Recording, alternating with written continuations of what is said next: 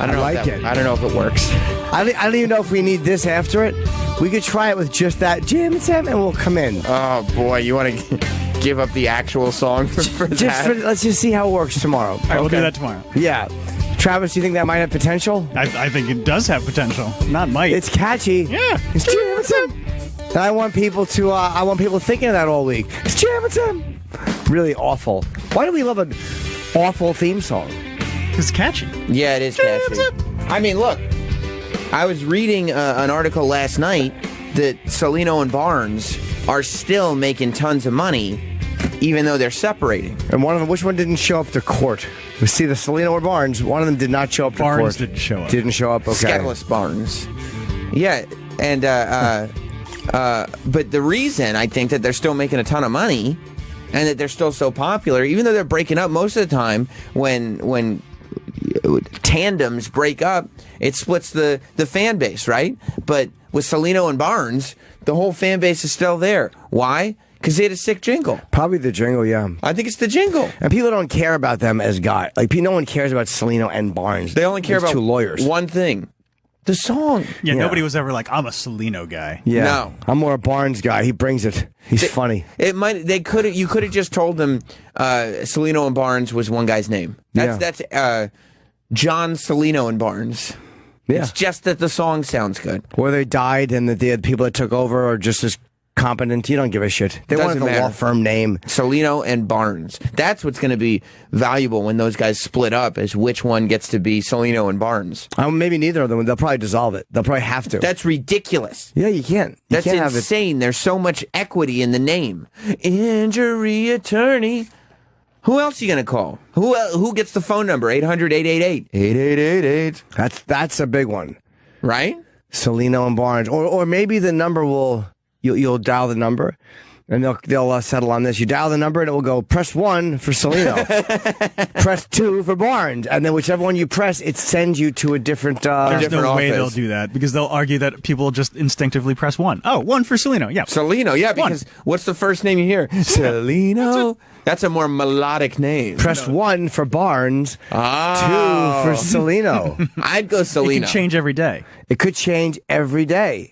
That's a great idea. That's the only way these two are ever going to settle it. They are fighting over the number, though. Are they? Yeah, that's one of the most important things. Well, yeah, the song is great. 800-888-8888. It's such an easy one to remember, and people remember that shit when you're not even...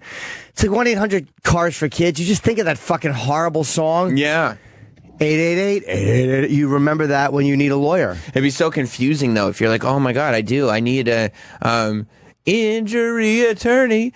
So let me call this number, and it would be press 1 for Salino, press 2 for Barnes. And you're like, I have no idea which one I'm supposed to pick. Right. Like, how would I possibly know out of the two? Or maybe every other one, if they could have it, it would rotate. Wouldn't that be funny? Well, every other call will get switched to another.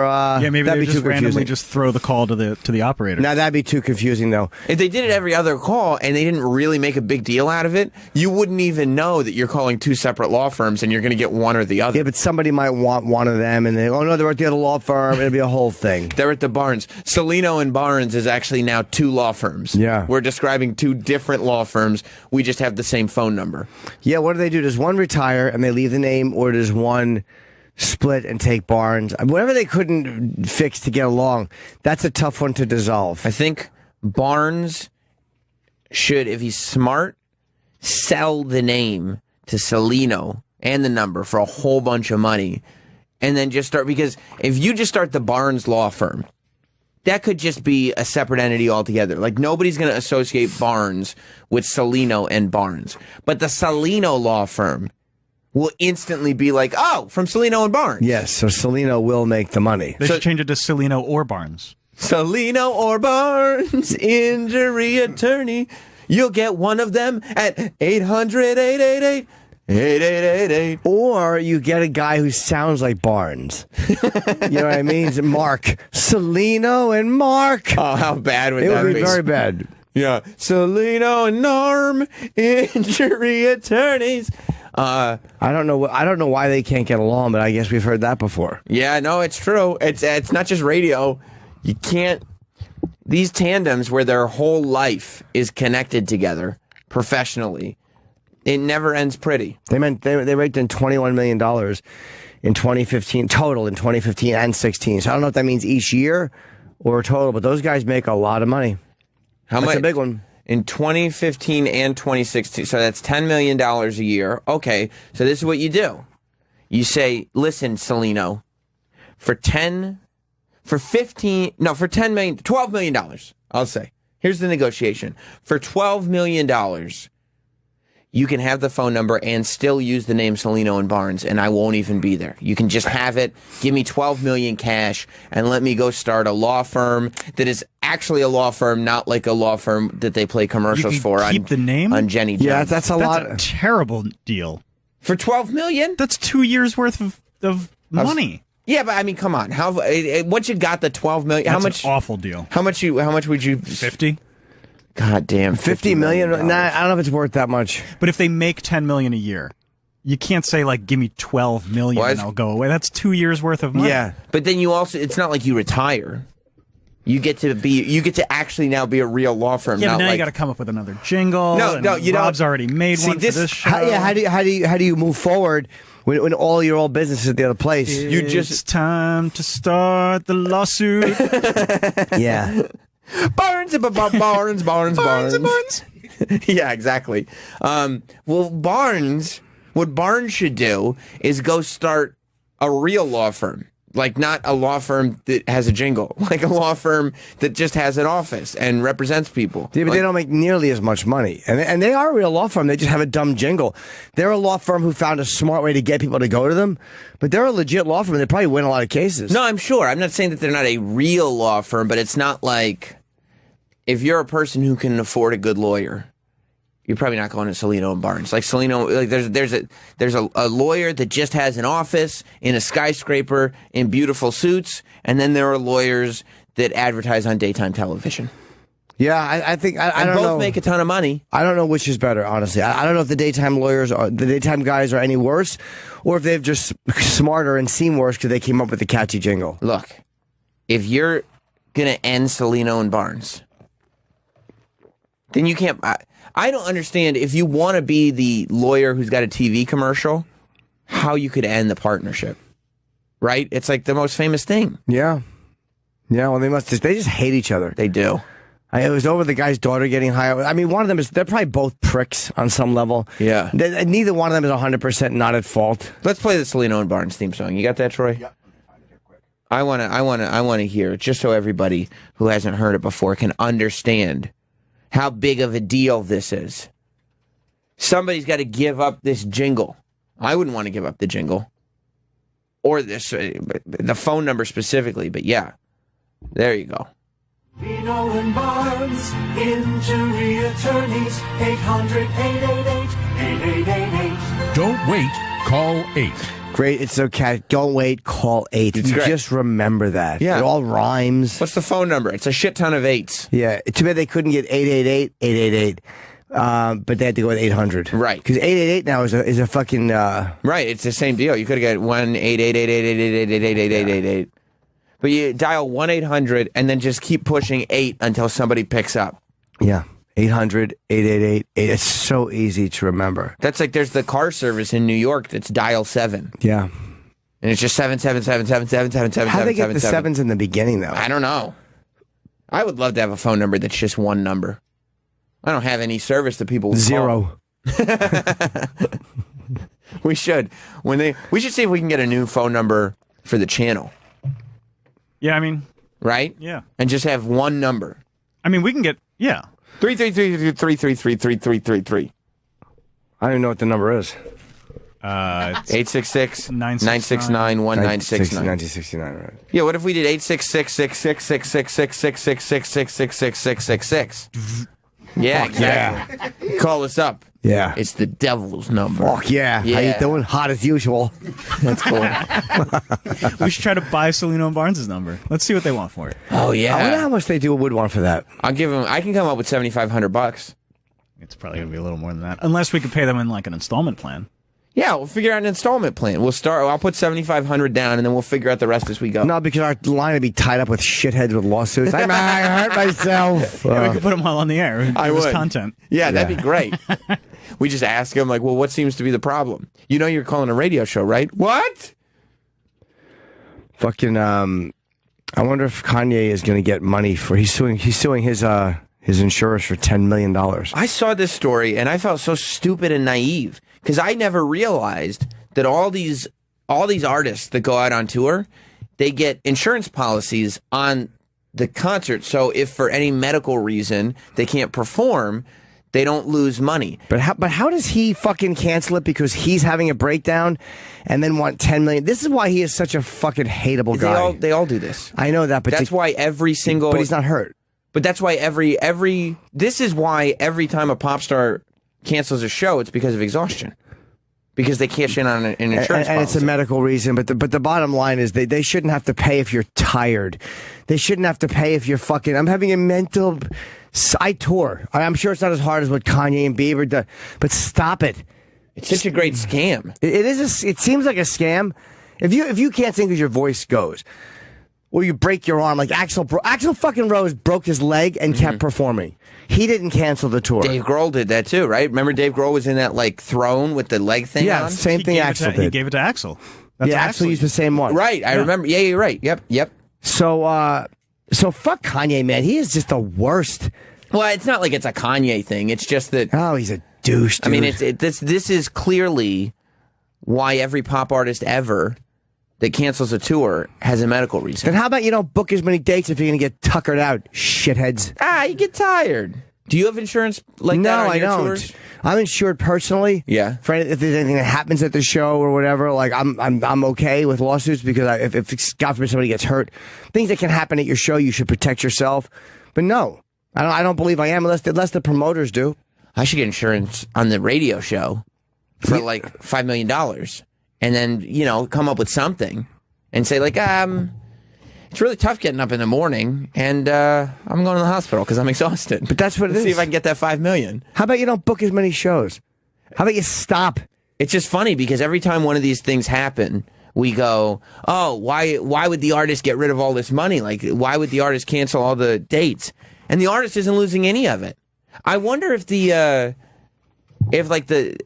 how many people have insurance on this thing? If like Live Nation or whoever the promoter is. They all probably do. They all have insurance, so nobody loses money. The insurance company. And this is why insurance companies are such cocksuckers, and they're awful, but they're not always wrong, and people do fuck them all the time. Right. And he filed a $10 million suit after his insurers refused to pay when he canceled the St. Pablo tour due to a mental breakdown, claiming they're citing his marijuana use as an excuse. Well, they have to say something, because I'm sorry, sweetie, but you not feeling mentally well is not an excuse. That to me, that's not. You don't get $10 million when I don't feel good. Shut up. Well, he was crazy, Oh, he's the fucking worst. Who can see a concert with somebody who's crazy? Ugh. God almighty. Talk about your mistakes, though. The fucking things rock stars go through. Yeah. And have fucking toured under. Yeah. Oh, I'm having a mental Oh, shut up. We all are. You think I don't wake up every day and look out the window and go, how long would it hurt? That's true. Fucking asshole. When makes me sick. What a pussy. Finish your fucking shows. If your voice goes, that's one thing. That happens once in a while. Singers have a rough gig, man. When you can't sing, you can't sing. If you physically can't do the gig, but I don't know if I can do it. Get out there and sing. Shut up. A lot of his songs live are lip synced. There's a backing track. I don't know if it's fully lip synced. I mean, but it's a backing track. They should also not get insurance for that shit. Go up and sing your song or shut your mouth. You mean they shouldn't get to lip sync? No. Yeah, but no. But half of them can't sing. Well, then like they're like, oh shit, how we can't? Like, there's no feasible way to do this album live. You can't. A guy made this in a studio. I can't sing these songs. He's literally just the worst. Although, I wouldn't. Today's Axl, you can probably credit with performing with a broken leg. Yeah. But Axl's one of the most notorious, shittiest touring artists of all time. 100% terrible.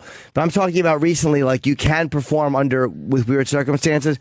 And Kanye is just such a he's such an irritating guy. He's just an irritating guy to me as a performer.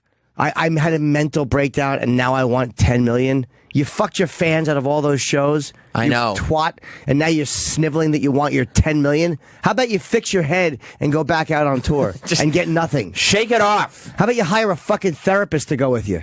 Oh, he's the fucking worst. But he was upset that his wife got kidnapped and almost raped. That's understandable. And if you canceled a couple of gigs, but that wasn't what this whole breakdown was about. It just wasn't. But what if this is covered under his insurance? I mean, it is. That's why I checked into he's paying for the insurance. I understand that, and they're stupid for offering it, but it still makes me not like him. It still makes me dislike him even more than I did. They are dumb for offering that, but I don't know if this is covered or they might be paying it. Maybe this wouldn't happen if he didn't smoke so many drugs. Maybe they're saying. Maybe they're saying that. That's what they're saying. They don't want to pay because he's on drugs. Yeah, that's the one thing that they're trying to hang on to. They're like, "Fuck! What do you mean he's canceling his?" Because they go and he checks into a mental place. And it falls under medical whatever. Mental health is a thing. And he was checked into a hospital and he had to stay there for multiple days. So it falls under the insurance. But then he goes like, yeah, I was smoking weed all the time. And they're like, gotcha. No. No. Well, they're right. Gotcha. They're right. Nailed you. I don't know. Maybe mental stuff does. I don't know. Maybe they don't feel his. Yeah, of course I don't know the legalities. Maybe they don't feel his fucking explanation of I'm not feeling good mentally. No, they're citing his marijuana as the excuse. But maybe they just don't feel that that's I have a mental breakdown. He's always having mental breakdowns. He's a fucking mental patient. Jim, he's a tortured artist. He's a tortured artist. God, you don't get that. Embarrassing. Yeah, you don't understand. Hey, I hate to tell you, Kanye, we get you. No, you're really not misunderstood. We get you. You don't have the answers, Jim. We get you. You don't have the answers. There's nothing worse than a fucking artist thinking people don't get him. You know what? People don't like me. They get me. Some like me, some don't. That's it. You think that they got you though? They got me. Fucking hate the arrogance of some of these fucking annoying performers who think that you're such a fucking level above everyone intellectually. And like, man, the way the process works, man, you don't get it. It's shut your fucking face and don't go on tour then. But isn't Kanye doing what like rock stars have done throughout the 80s and 90s, like forever? Being nuts or canceling gigs or what? Yeah, I mean, this is Axl, this is Scott Weiland, this is all those guys. I hated Scott Weiland too. Yeah. I bashed him for years. Yeah. I bashed Axl for years for being dog shit to his fans. But those guys didn't know the scam. Those guys just no-showed dates and did drugs and shit. If somebody had told them, you can go to Lloyd's of London and get a dope insurance policy and just figure out something. That's why Justin Bieber has exhaustion on all his shows.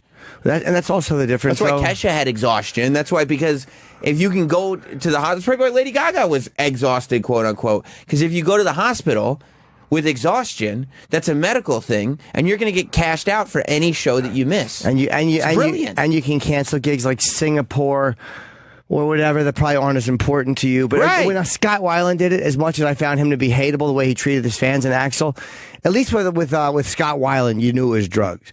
When guys are on dope and they're really drug addicts, you know when you buy a ticket, they're drug addicts.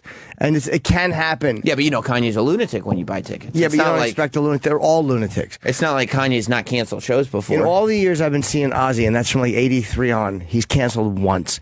And that's in 30 years. How does Ozzy, I mean, and then Ozzy, he broke his leg or something like that. It was the Garden. He's also like one of the most notorious addicts of all time. I think with Sabbath, there was one show he didn't show up for. I could be wrong, but I believe it was once it happened in all those years. And it was because he was so fucking fucked up and dyslexic that he went back to the hotel and he went into the wrong room. A maid had the door open and he fell asleep in the wrong room. And he passed out. And that's such a badass reason to not be at a show. Yeah, that's a rock star reason. Yeah, I fucking was drunk and I fell. But that's going to happen. Sleep in somebody else's room. Yeah, like you're a crazy rock star or a rapper. Yeah, once in a while something happens. I'm not talking about that. I'm just talking about these little privileged douchebags.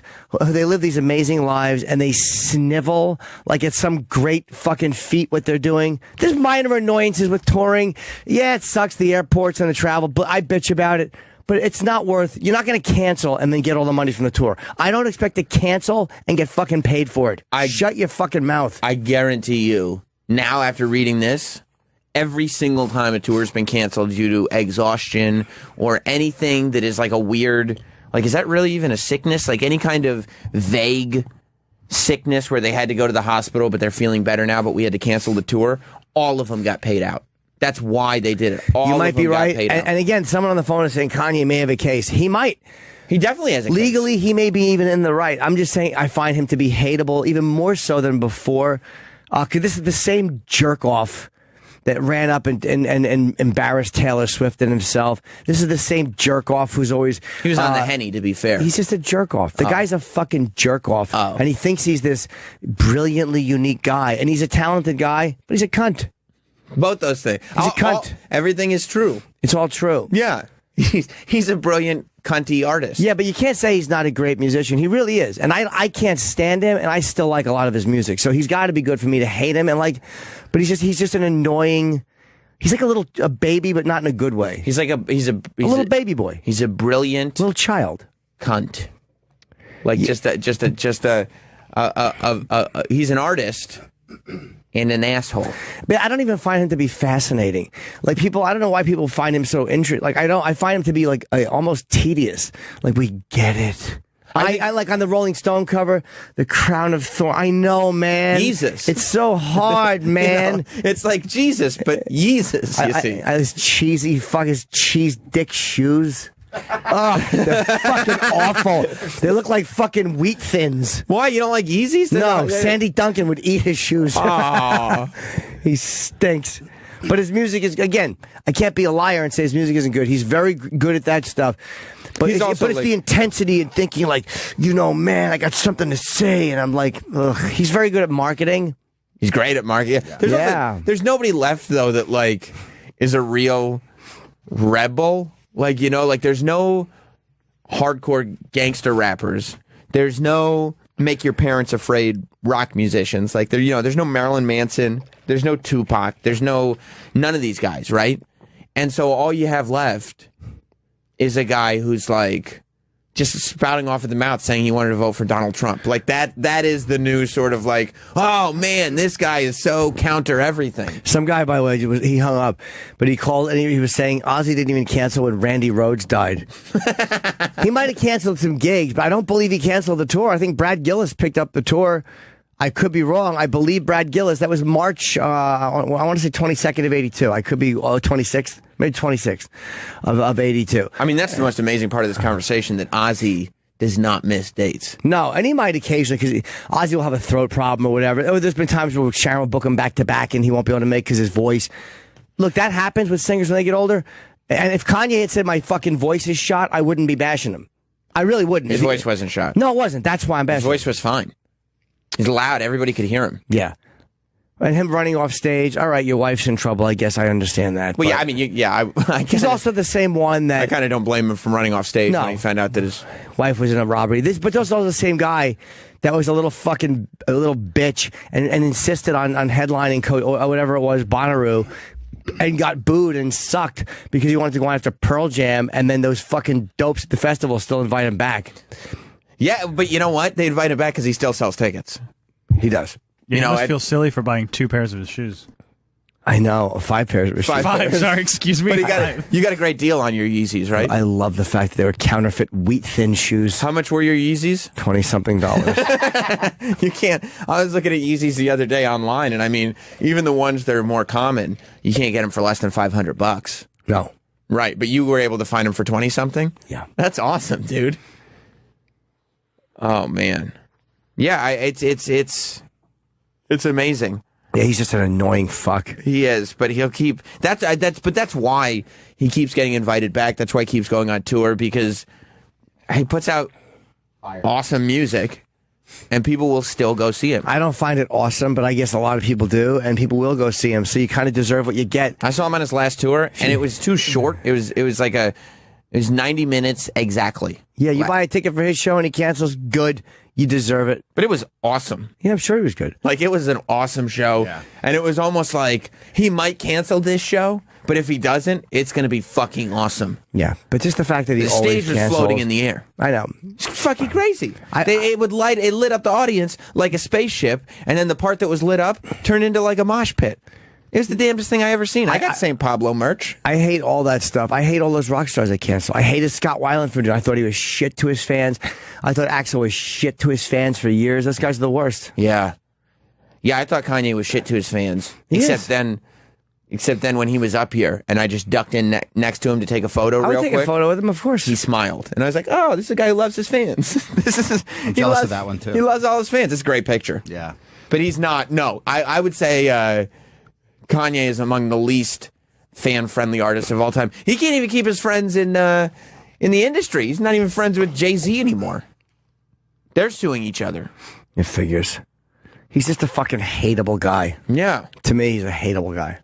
Yeah, but there's enough fire there that he can be as hateable as he wants. But I don't even like his music enough to, like, I'll listen to some of it, but I would never buy it. It's like, ugh, he's a douche.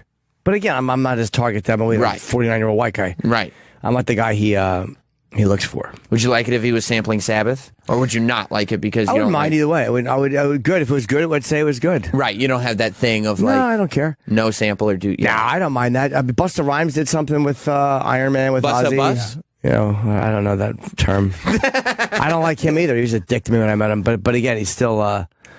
Busta's not quite the... He had his time, but he's not quite the artist that Kanye is. I believe you're correct. Yeah, yeah.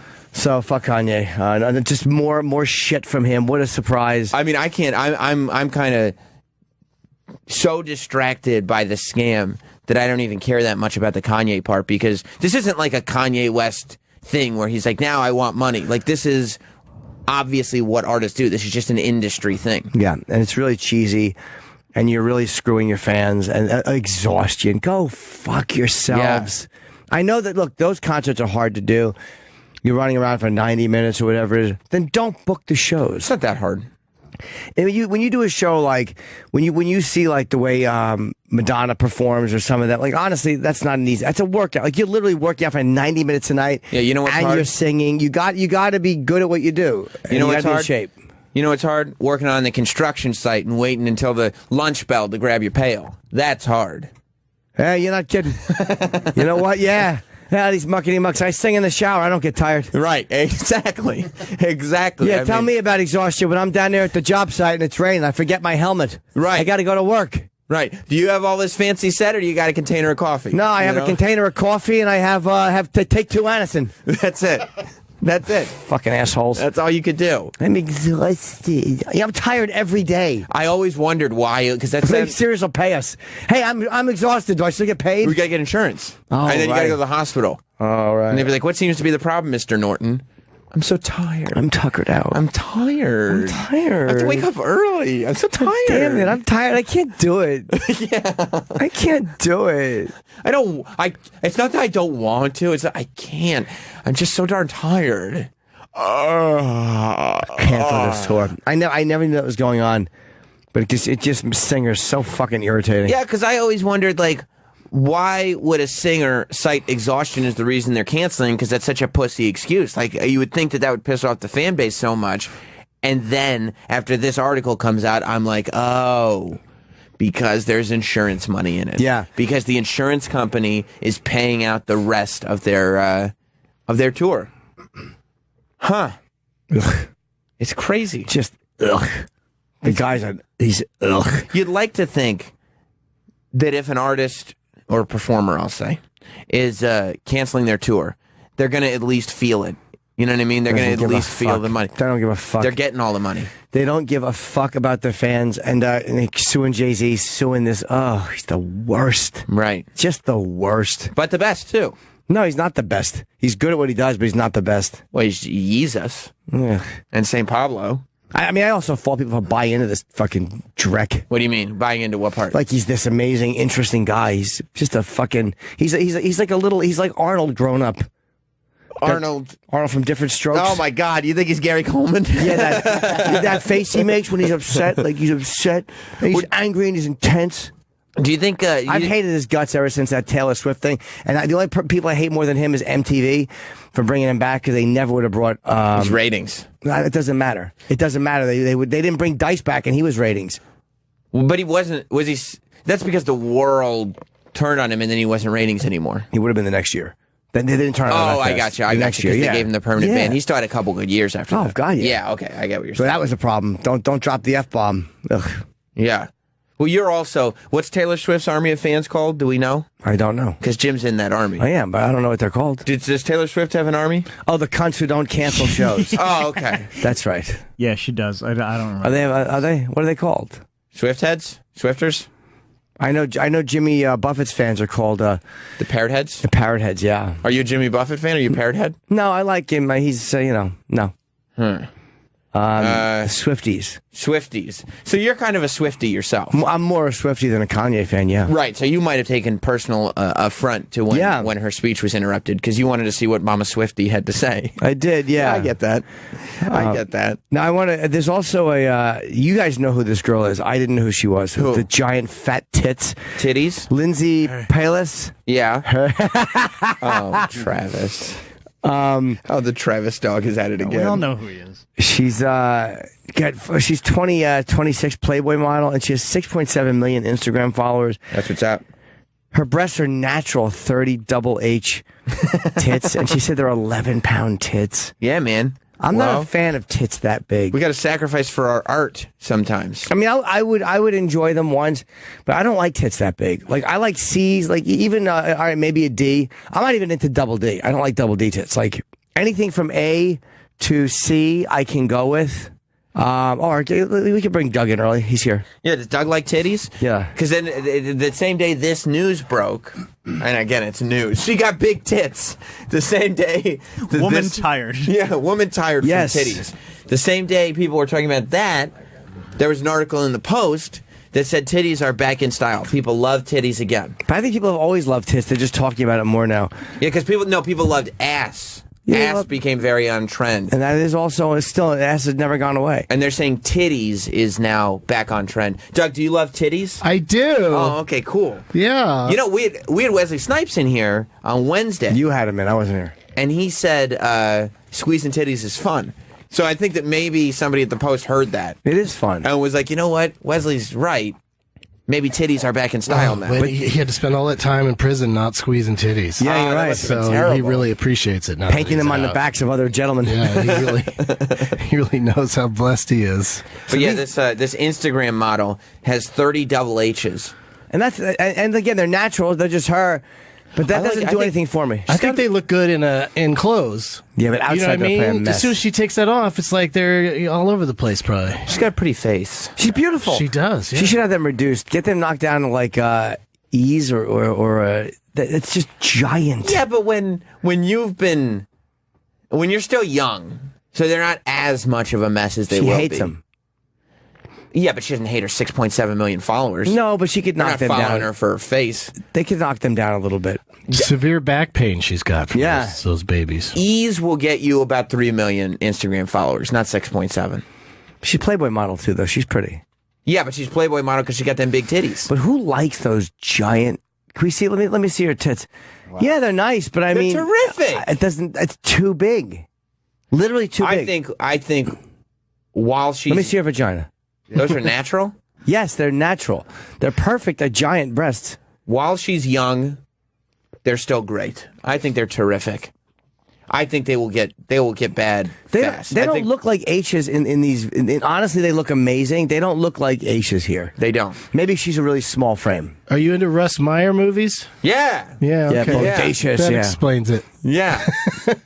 You just like that in general. Yeah, I don't mind that. I mean, look, am I gonna? Oh, she has a nice pussy too. Yeah. Fuck. I don't think I'm gonna marry it. It might not. That's The boobs are too big, but the that's an pussy's artist. just Yeah, right. Artist interpretation. Yeah, it's a little bit obnoxious. I'm not gonna marry it. I'm not gonna. That's not an everyday thing. Sure. But that's a fun romp. Oh yeah. You know what It's I mean? a relief to your wife that you're not going to marry it. Yeah.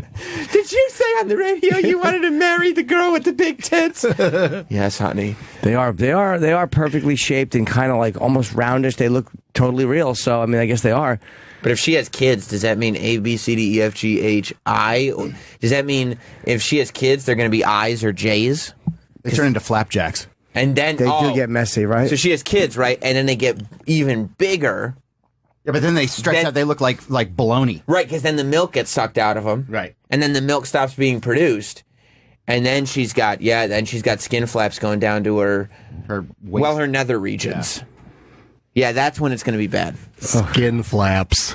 Yeah. Yikes. Right now, I think she needs to keep it. She needs to. This is her talent, having giant breasts. She still has youth on her side. Exactly. She's still got youth.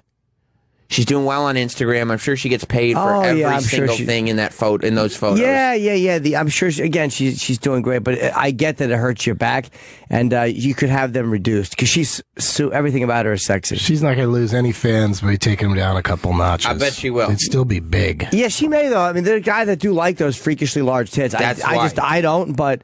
She's hot, but there's also a huge freak show element. I like C's. I think C's are perfect breasts. Yeah. Right. They're great. Perfect. But they're also commonplace. Yeah. Like, you're not going to follow an Instagram model because they're like, oh my God. Like millions. 6.7 million people are not going to be like, oh, look at this chick. She's so pretty, dude. She is pretty. Yeah. She's pretty, but she's not 6.7 million. She's from Louisiana. There's lots of pretty people on Instagram. Breasts look a little weird, too, when they reduce them. Sometimes there's really bad scarring. Yeah, you can have that. I'm sure there'll be a disadvantage. I don't know how they even do it. Do they go in through the breast? I guess they do. Well, then you have to pull them up. Because if you just take it out of the bottom, the nipple's going to be like facing down. What size is Dolly You should be a breast surgeon. I really should. Troy is a breast artist. Dolly Parton is what she should do, right? Enjoy them now while she's young. Put them on my face. Don't get rid of them yet. Marry some rich guy, right? No sort of prenuptial agreement, okay? Then just cut the motherfuckers off altogether. Well, no need to go that far. Because she's married now, so fuck it. I like the way you say prenuptial. Prenuptial. Yeah. Prenuptial. Said like a man who didn't have one signed. Yeah. Well, I don't want Jess. Jess can have the whole $15. How big are Kate Upton's boobs? And by the way, Dolly Parton was double D. Yeah, I guess okay. because she's tiny, it looked bigger. Right. Yeah, they're not H's. No. But Double how big H. is what's her name? Everybody likes her. That Kate Upton. The only thing she's wonderful. She's got pretty big ones. I'm going to guess double D's. Yeah, they're like D's or double D's. The only thing that would make this chick better is if she had triple H's. Am I right, Travis? I don't know what to say. Yeah, she's Double D. Or 34E. She might be an E. But she's certainly not at double H. Those are natural, right? Yes. I've seen her in person once. Is she still dating that pitcher from the was it the Giants or somewhere? No, Tigers. Justin Verlander. She's still with him? Mm-hmm. Yeah, she's extremely hot. She's probably not happy in that relationship. I'm sure she is, actually. I don't think so. You She's just, tracking that one, Travis? Yep. Yes. Keep your eye on the ball. Knock it out of the box. I think she's just looking for somebody to make her feel better. No, I think he's she an needs athlete. A gentleman in her life. She's just looking for a good guy. He makes a lot of money. No, I'd say he's in perfect shape to date her. You think so? Yeah, I mean, you're a pitcher. You're a fucking. You're making a lot of money. God damn, Kate Upton is delightful. She's great. Holy shit! Do you think she has guys in her life though? They're like, oh, she's gonna realize that pitcher is nothing more than a jock. One of these days, she's going to find out it's all about the nice guys. He's in the booth right now. That's him over there. You know how many dumb guys think they have a shot with her who are in her life? Friends, peripheral, like a producer that she worked with once. Yeah. Is that her totally nude or no? They're all fake. Totally nude. No, That's fake. But yeah, man, she didn't do porn. She's not showing she doesn't make that pose. She doesn't show her butthole. Okay, she doesn't. Yeah, no, she hasn't. I don't think they've made that yet in Sports Illustrated swimsuit where they show butthole. They come pretty close. They barely have. That's not even a swimsuit she's got on there. No, Sam, is this true? What? Please tell me if this is true. Go ahead, sir. Jason in Minnesota. Hey, how's it going, Jim? Sam? Hey, buddy. Crab Dog? Ooh. So, Kanye, I read a while back or whatever, some interview. You were saying like his job was as tough as being like a soldier in the military. Did he really say I that? don't know if any of these soldiers. Yeah. Yeah. He compared his work to police officers and soldiers at war. The headline says he compares it, and everybody's saying yes. Like, I don't know if he said, my job is as hard as, let's see. Thank you, Jason. I'm just giving up my body on the stage and putting my life at risk, literally, he said to the host, referring to his tour performance of songs like Can't Tell Me Nothing and Coldest Winter, when he stands on top of moving mountains. He had this set for his, I think it was the Yeezus tour, where they had mountains on the stage floor, and he was at the top of the mountain. I guess he could have fallen. Go lower a little bit. He's No, probably the other way, Troy. They all do. He goes, that mountain goes really, really high, and if I slip, you never know. And I think about my family, and I'm like, wow, this is like being a police officer or something in war or something. The guy's just a cunt. He's just a cunt. And the fact is, you're not. Kiss in the '70s was on rising platforms. They've all done that. Lots of people do stuff like that. You could have a little harness if you wanted. What a silly thing to say. I'm sure he did have a harness. It's like being a police officer standing on a mountain in front of an audience. By the way, that's the different strokes face. The little, I'm trying to look intense and mad look, like a little chipmunk. He's the fucking worst. What you talking about, Jimmy? Yeah, that's just the little, like, face tilted slightly down, like he's got something intense going on. He's an absolute douchebag. That's a very silly thing to say. I don't, Same guy, though. Boy, just like being a cop or a soldier. Oh, I'm having a breakdown. I gotta cancel my tour. I saw that tour, and I saw him on the mountain, actually. Fucking yuck. It was a great tour and a great performance. But I don't remember thinking, like, that's right, just like the soldiers. Yeah, they've all done shit like that. They've all done shit like that. Yeah, how about this? Don't do it, stupid. Do you think Gene Simmons ever thought that when he was in those real tall boots? That, like, oh, man, it's real hard to balance in these, and if I fall and break my neck, I could die. This is just like being in a war. No, I think for as arrogant as Gene Simmons can be, he's probably the most patriotic guy in all of me. All he talks about is how lucky he is to be in America because his mother got out of a concentration camp. Yeah. And he came over on the boat, literally. Like, he loves being in America. He's a real patriot, and fucking, and Kiss doesn't cancel shows. No. Those guys are 60-something, and they run around in 7-inch platform heels jumping around. They don't cancel shows. Yeah, and when they lose band members, they just replace them. Just slap the paint on somebody else. We're doing the fucking show. Yeah, put on this hat. You're in. Like fucking bringing in Rivera. Yeah. Uh-oh, the drummer's no-showing. Big fucking deal. Paint somebody else to look like a cat. Who cares? Tony Iommi just toured with stage 2 cancer. This is why Kanye is such a fucking twat. Tony Iommi was playing with Sabbath. He was flying back to England. They had to schedule the dates because he was going back for chemo. That's like saying for stage 2 cancer, and then he was coming back out and doing dates. Going back, he completed the 13 album with cancer. So fuck Kanye. That's not cool, Jim. That's like saying fuck the soldiers. It's just the worst. Don't you think it's funny, though, how delusional he is? It's hilarious. Don't you find humor in that? No, I find it hateable because I've worked with enough delusional people where the charm of it and the idea of, oh, God, I just lose respect for it. I don't respect it. I don't think it's charming. I'm like, yeah, you know what? You're a fucking cunt. And I want to say that to him. What happens if their work is so good? Right. I've never seen evidence of that. See, Evidence. In my opinion, never. Kanye's work is that good. I don't it think is so. that good. I think he is good at what he does, but no, I don't think his work is that good. That all of a sudden he's this mysterious enigma. Whoa, that guy, man, no, that guy comes with baggage, but fuck, is he good? Fucking eat my asshole. Fucking overhyped douche. You know, I kind of find myself agreeing with both sides. I do feel like he revolutionized the genre of music, but he revolutionized hip hop. I don't think he revolutionized it. He's very good at it. I don't know if you listen to hip hop. I've heard enough of it to not think he's revolutionized. I don't think he he's completely revolutionized changed it. the sound. Yeah, he really did. Yeah. He's very important. Well, I know you don't see because you don't actively listen to what's going on. I don't see it. He totally changed what it sounds like. I don't see it. At the same time, Better producer than singer. It's my take. Oh yeah, he's not a singer really. At the same time, Do you like his music, Doug? Yeah. Yeah, he's good at what he does. Again, I don't say he stinks, but I just don't find him to be that good that he can get away with being such a cunt. yeah, because at the same time, I do feel like he should eat one's asshole for saying the things that he says. I think that's quite fair. Yeah, but I've hated him for years. I bashed him in my first in 2007 on Monster, and I bashed him. You're mad about the Taylor Swift thing still. No, that was about him and wearing the Rolling Stone. I hate people who think they're tortured artists. I fucking despise them, and I don't respect them, and they're not mysterious to me. No. None of them are mysterious. That's what bothers me so much is, hey, dummy, I see behind the curtain. You're not an enigma. I get you. Do you think anybody thinks Kanye's like a mysterious? Yes, he thinks he is. He does. Oh, yeah, he does. Yeah, you people don't get me. Look, is he a smart entrepreneur? Sure he is. Very smart guy. A talented guy? Absolutely. All that stuff. But mysterious? No. I like it when people just say shit that they're not supposed to say. I do too, if it's got something behind it. No, I don't need anything behind it. That's even better. I like it when people say stuff and you're like, why would you say that? Like, what are you talking about? It doesn't make any sense. What are you talking about? I find it's easy. It's easy. Like it's meaningless. He's not challenging anything anybody thinks that's real. No, but then everybody hates him. It's funny. Yeah, all right, but I mean, I just don't think he's challenging it. Like if he was saying things that meant something, or that had some kind of, it doesn't even have to be social. It can be anything. No, you're thinking too deeply. No, I just don't. I just find this boring. Like I find him to be boring and predictable, and like a little baby boy. That's what annoys me about Kanye. If he was saying stuff that people hated because it had something behind it, fine. People give rappers a lot of shit because they're saying things that people don't like. Fine. I just don't like him. He's just a goofball. Yeah.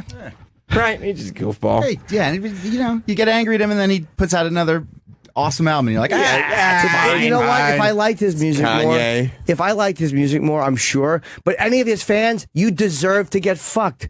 So you deserve it. Literally? You deserve you deserve to buy tickets and plan to see it and have this twat talk about how he's not feeling well and cancel the whole tour and then snivel that he's not getting $10 million from Lloyd's of London. You deserve what you get. I've seen him like 3 times. He did not cancel, and it was dope. Yeah, no, you got lucky. But I'm saying people who you guys... Isn't it great? You buy a concert ticket, and it's a roll of the dice. Yeah. Am I going to get to see the show or not? Who knows? Yeah. Kiss didn't cancel when Paul Stanley had to go to the hospital with heart palpitations. That's right. But that was only one show. But yeah, throw that fucking paint on somebody else. We got another guy with chest hair around here. I respect bands that don't cancel tours, or yeah, unless you have to. But I hate it in rock stars too, dude. I've hated it for years in rock stars. When they treat their fans like that and they don't do the shows. They're cunts. They're just so... the singer Morrissey, I love him, and he always does. He'll just cancel a show for no reason because they're selling hot dogs in the parking lot. Yeah, Well, he's very emotional. Yeah. He's an emotional man. That's just being a scumbag. It's like he's being a scumbag. Do you think it's just as bad when Radiohead won't play Creep? I kind of do. Like, I fuck think you. Exactly. I think you're douchebags. And they don't not doing that. Do they play Karma Police? Yeah, like almost every show. But not Creep. They played Creep a lot this tour. I thought they just played it once, and it was a huge deal because... No, it was a huge deal because like they only tour every 4 or 5 years. So the first time that they played Creep, all these blogs get to post like Radiohead plays Creep for the first time in 5 years. But it's like, well, they haven't been on tour. I thought everybody said they don't. I thought everybody said Radiohead doesn't play Creep. For a while, they really would like hold off on playing it because they hated it. I get that they're bored with it. But this tour specifically, they've played it a lot. But also understand why people are coming to see you. Musicians, like when you're doing music and people come to see that stuff, I get why you wouldn't want it. Yeah, but I think once you get to the level that they're at and you have so much of a catalog, you don't have to play. Yeah, but play Freebird. That's you know a great... I mean? Well, but that's the thing, though, also, though, if you're a big fan of a band and you've seen every show they've ever done, you're going to be sick of that one song they play every time just because 100%. You know, the people that aren't as into it need to hear that just to get pumped. So you think Radiohead fans would be mad at me when I'm like, I'm waiting for Karma Police and Creep, and then I am good to go out the door. If that's not the encore back-to-back, I'm going to regret having stayed. Yeah, no, I get it, dude. Like, I've seen Sabbath a bunch. I could literally go without hearing Paranoid. I don't need to hear War Pigs. Like, I would much rather hear... Whereas, if I go to Sabbath, I'm like, Paranoid, War Pigs, and then I'm in the parking lot. Yeah, because exactly. Like, right. Fair, but I know why they do it. Yeah. I know what they're going to close with. I know Ozzy's doing Crazy Train when I see him. I like those songs. I've just heard them for years. I would rather hear something I'd rather hear No Bone Movies, which half the arena would go, what is he saying? Because they're not fans like that. But I understand why they do it. It was funny with when the White Stripes were on tour. Jack White he never had a set list. You just kind of make it up as he went, and Meg had to follow him. But he would also do weird versions of all these songs, and you could always tell the ones that he didn't really want to do because he had to do them at every show. And he would do these versions of like Hotel Yorba and Seven Nation Army that were so fucking fast. The whole song would be done in 1 minute and 15 seconds. Just because he was like, I played it, okay? I played it. That would annoy me more than not playing songs, like changing arrangements. Like Lauryn Hill, when she started touring again a few years ago, the arrangements to her hits, she completely changed into totally different songs. Fuji La? And you wouldn't even know that was the same song. It's like I want to sing she's along. Bored, but they not get like, bored. yeah. But I want to hear doo-wop. Yeah, I want to sing along. You know, and do that la la la la. Do that for me. The song's great. That whole album's great. Yeah, I like to sing along at concerts. Yeah, and we all do. I get frustrated when the arrangements change because I'm like, wait, I can't keep up with you. Yeah. Pearl Jam changed an arrangement on one of their songs last tour, and it bugged the shit out of me. Did they play Jeremy? A couple times. Couple times a show? Yeah. Okay, because then they open with it and They close they with do it. the beginning of the encore with it. I'd be happy about that. I'd be like, this is a great show. We're gonna play Jeremy. And again. everybody's like, Jeremy's spoken already. Yeah. He doesn't need to speak again. Here's an oldie but a goodie that might sound familiar. It's the third time he's played Jeremy. There's bands that try to piss their audience off. There's a band called the Melvins. Yeah. And they do different stuff every concert. And one of the shows that they played, my friend went to, they played the same song over and over and over and over again. Why? Just to be, they're just assholes. He's out of his mind. Yeah. That's great. I did Red Eye with him. Buzz Osborne? The lead singer, yeah, he had like a big wig or something. Or... He has a big fro. Yeah. Fro, Crazy hair, yeah. I think they're playing in town like tonight or tomorrow night or something. It's We should go see what song they play. Because it's punk rock to piss off your audience, right? Yeah, and they've played shows too where they literally just come out and just feed back and make noise the entire time and then walk off stage. People are just like, Just like Sonic Youth? yeah. Ah, fuck. Yeah, I don't know. Why would you do that to people who are paying? It's like, hey, you know, you forget that people fucking work for this. It's like that. There's something so douchey about that, like, and not in a rock way. But it's like, yeah, man, people at least try to do a good show. People got to go home and fucking go back to their. You're entertainment. That's what you do. Don't think you're so deep that you don't have to be entertaining. You're the escape. Yeah, man. You're just the escape. Maybe their entire fan base is masochists. Maybe that that's just, true. are That's into what the fuck are they going to do to us this time? That's true. What's his name? He used to throw shit at people. Yeah, Gigi Allen. Yeah, I thought he stunk too. Yeah, yeah, I he's don't, I don't think terrible. people came back for that. No. Yeah, and he didn't have big. I mean, he Did had people small start shows. wearing tarps like in a Gallagher show? They were like, yeah, we saw him He once. might It was throw good. some Yeah. He did You a would have very, gone to see him though. No, I wouldn't have. You really? No way. Wow, that's a Watch some guy spectacle. I would yelling and throwing absolutely- shit. absolutely. No. I wouldn't have sat in the front. Yeah. No, I would have been in the back. He would like kick his audience. Like, Yeah. kick him in the face. Punch him in the face. Great. Yeah. This show's had a splash zone. Yeah, no, I find that annoying more than anything. I don't find it interesting. It's like, oh boy, this guy's extreme. Oh, shut up. I will Just do your songs. I seen Kanye. I saw him at the Yeezus and the Pablo tour. Those were both great. But I saw him early on in his career. It might have been his second album. And he was playing at Syracuse while I was there. And it was a terrible show because for whatever reason, the stage went black between every single song.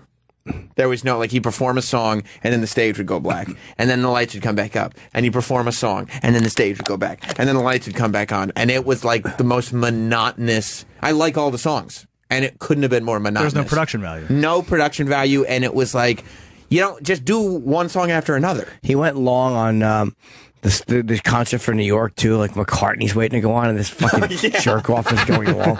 But again, the promoter should have just cut him. They should have. He should have been on that show anyway. They should have just cut him. You think that's funny, Troy? Oh, yeah. That he's making McCartney go on late? Yeah, McCartney's and it's like, what it's a charity concert? And McCartney still worked with him. Yeah, Right. he said he did like 3 songs with him. Yeah, Yeah. It's just a jerk off move. Yeah. He's a jerk off. He's total jerk off. Total jerk off. And I typically. And someone's asked me what did I feel about Axl showing up late for his show.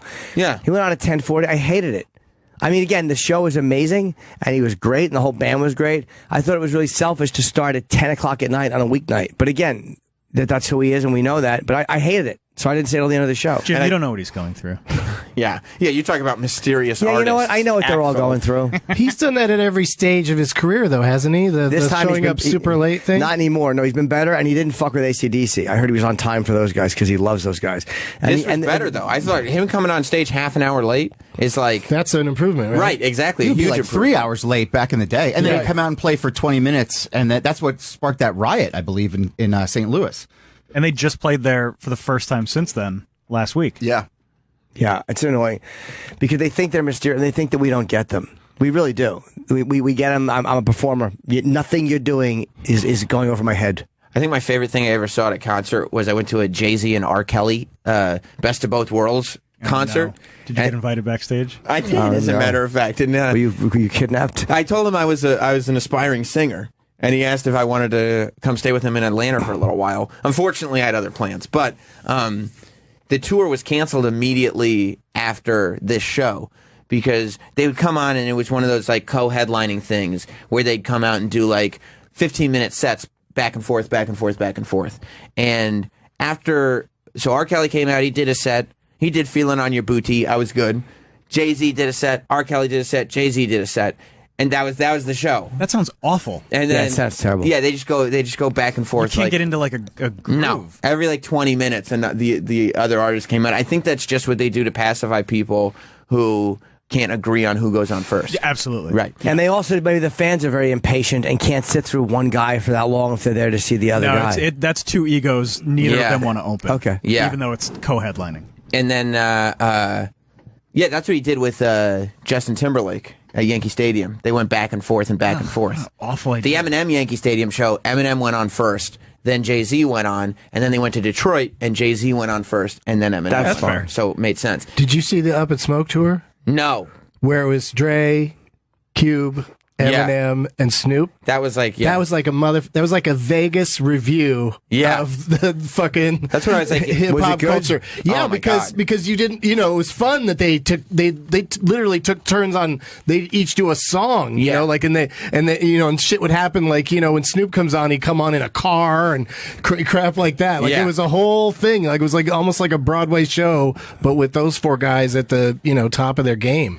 But so to start either his second or third set, R. Kelly comes on, and he just walks on stage, and people thought it was a joke because he was like, "Man, I just want to tell you, I love all my fans, but somebody backstage just showed me a gun, and man, I just don't feel safe anymore. So I gotta go. I can't be here. I gotta leave." And he walked off stage, and everybody's like, "What's going on?" And we all just kind of sat there, and it was like a half hour, and he legit left and went home. And Jay-Z had to put together, he took a half hour. Apparently, on his way off stage, there really was something going on, because the next day we found out that R. Kelly got pepper sprayed backstage on his way off.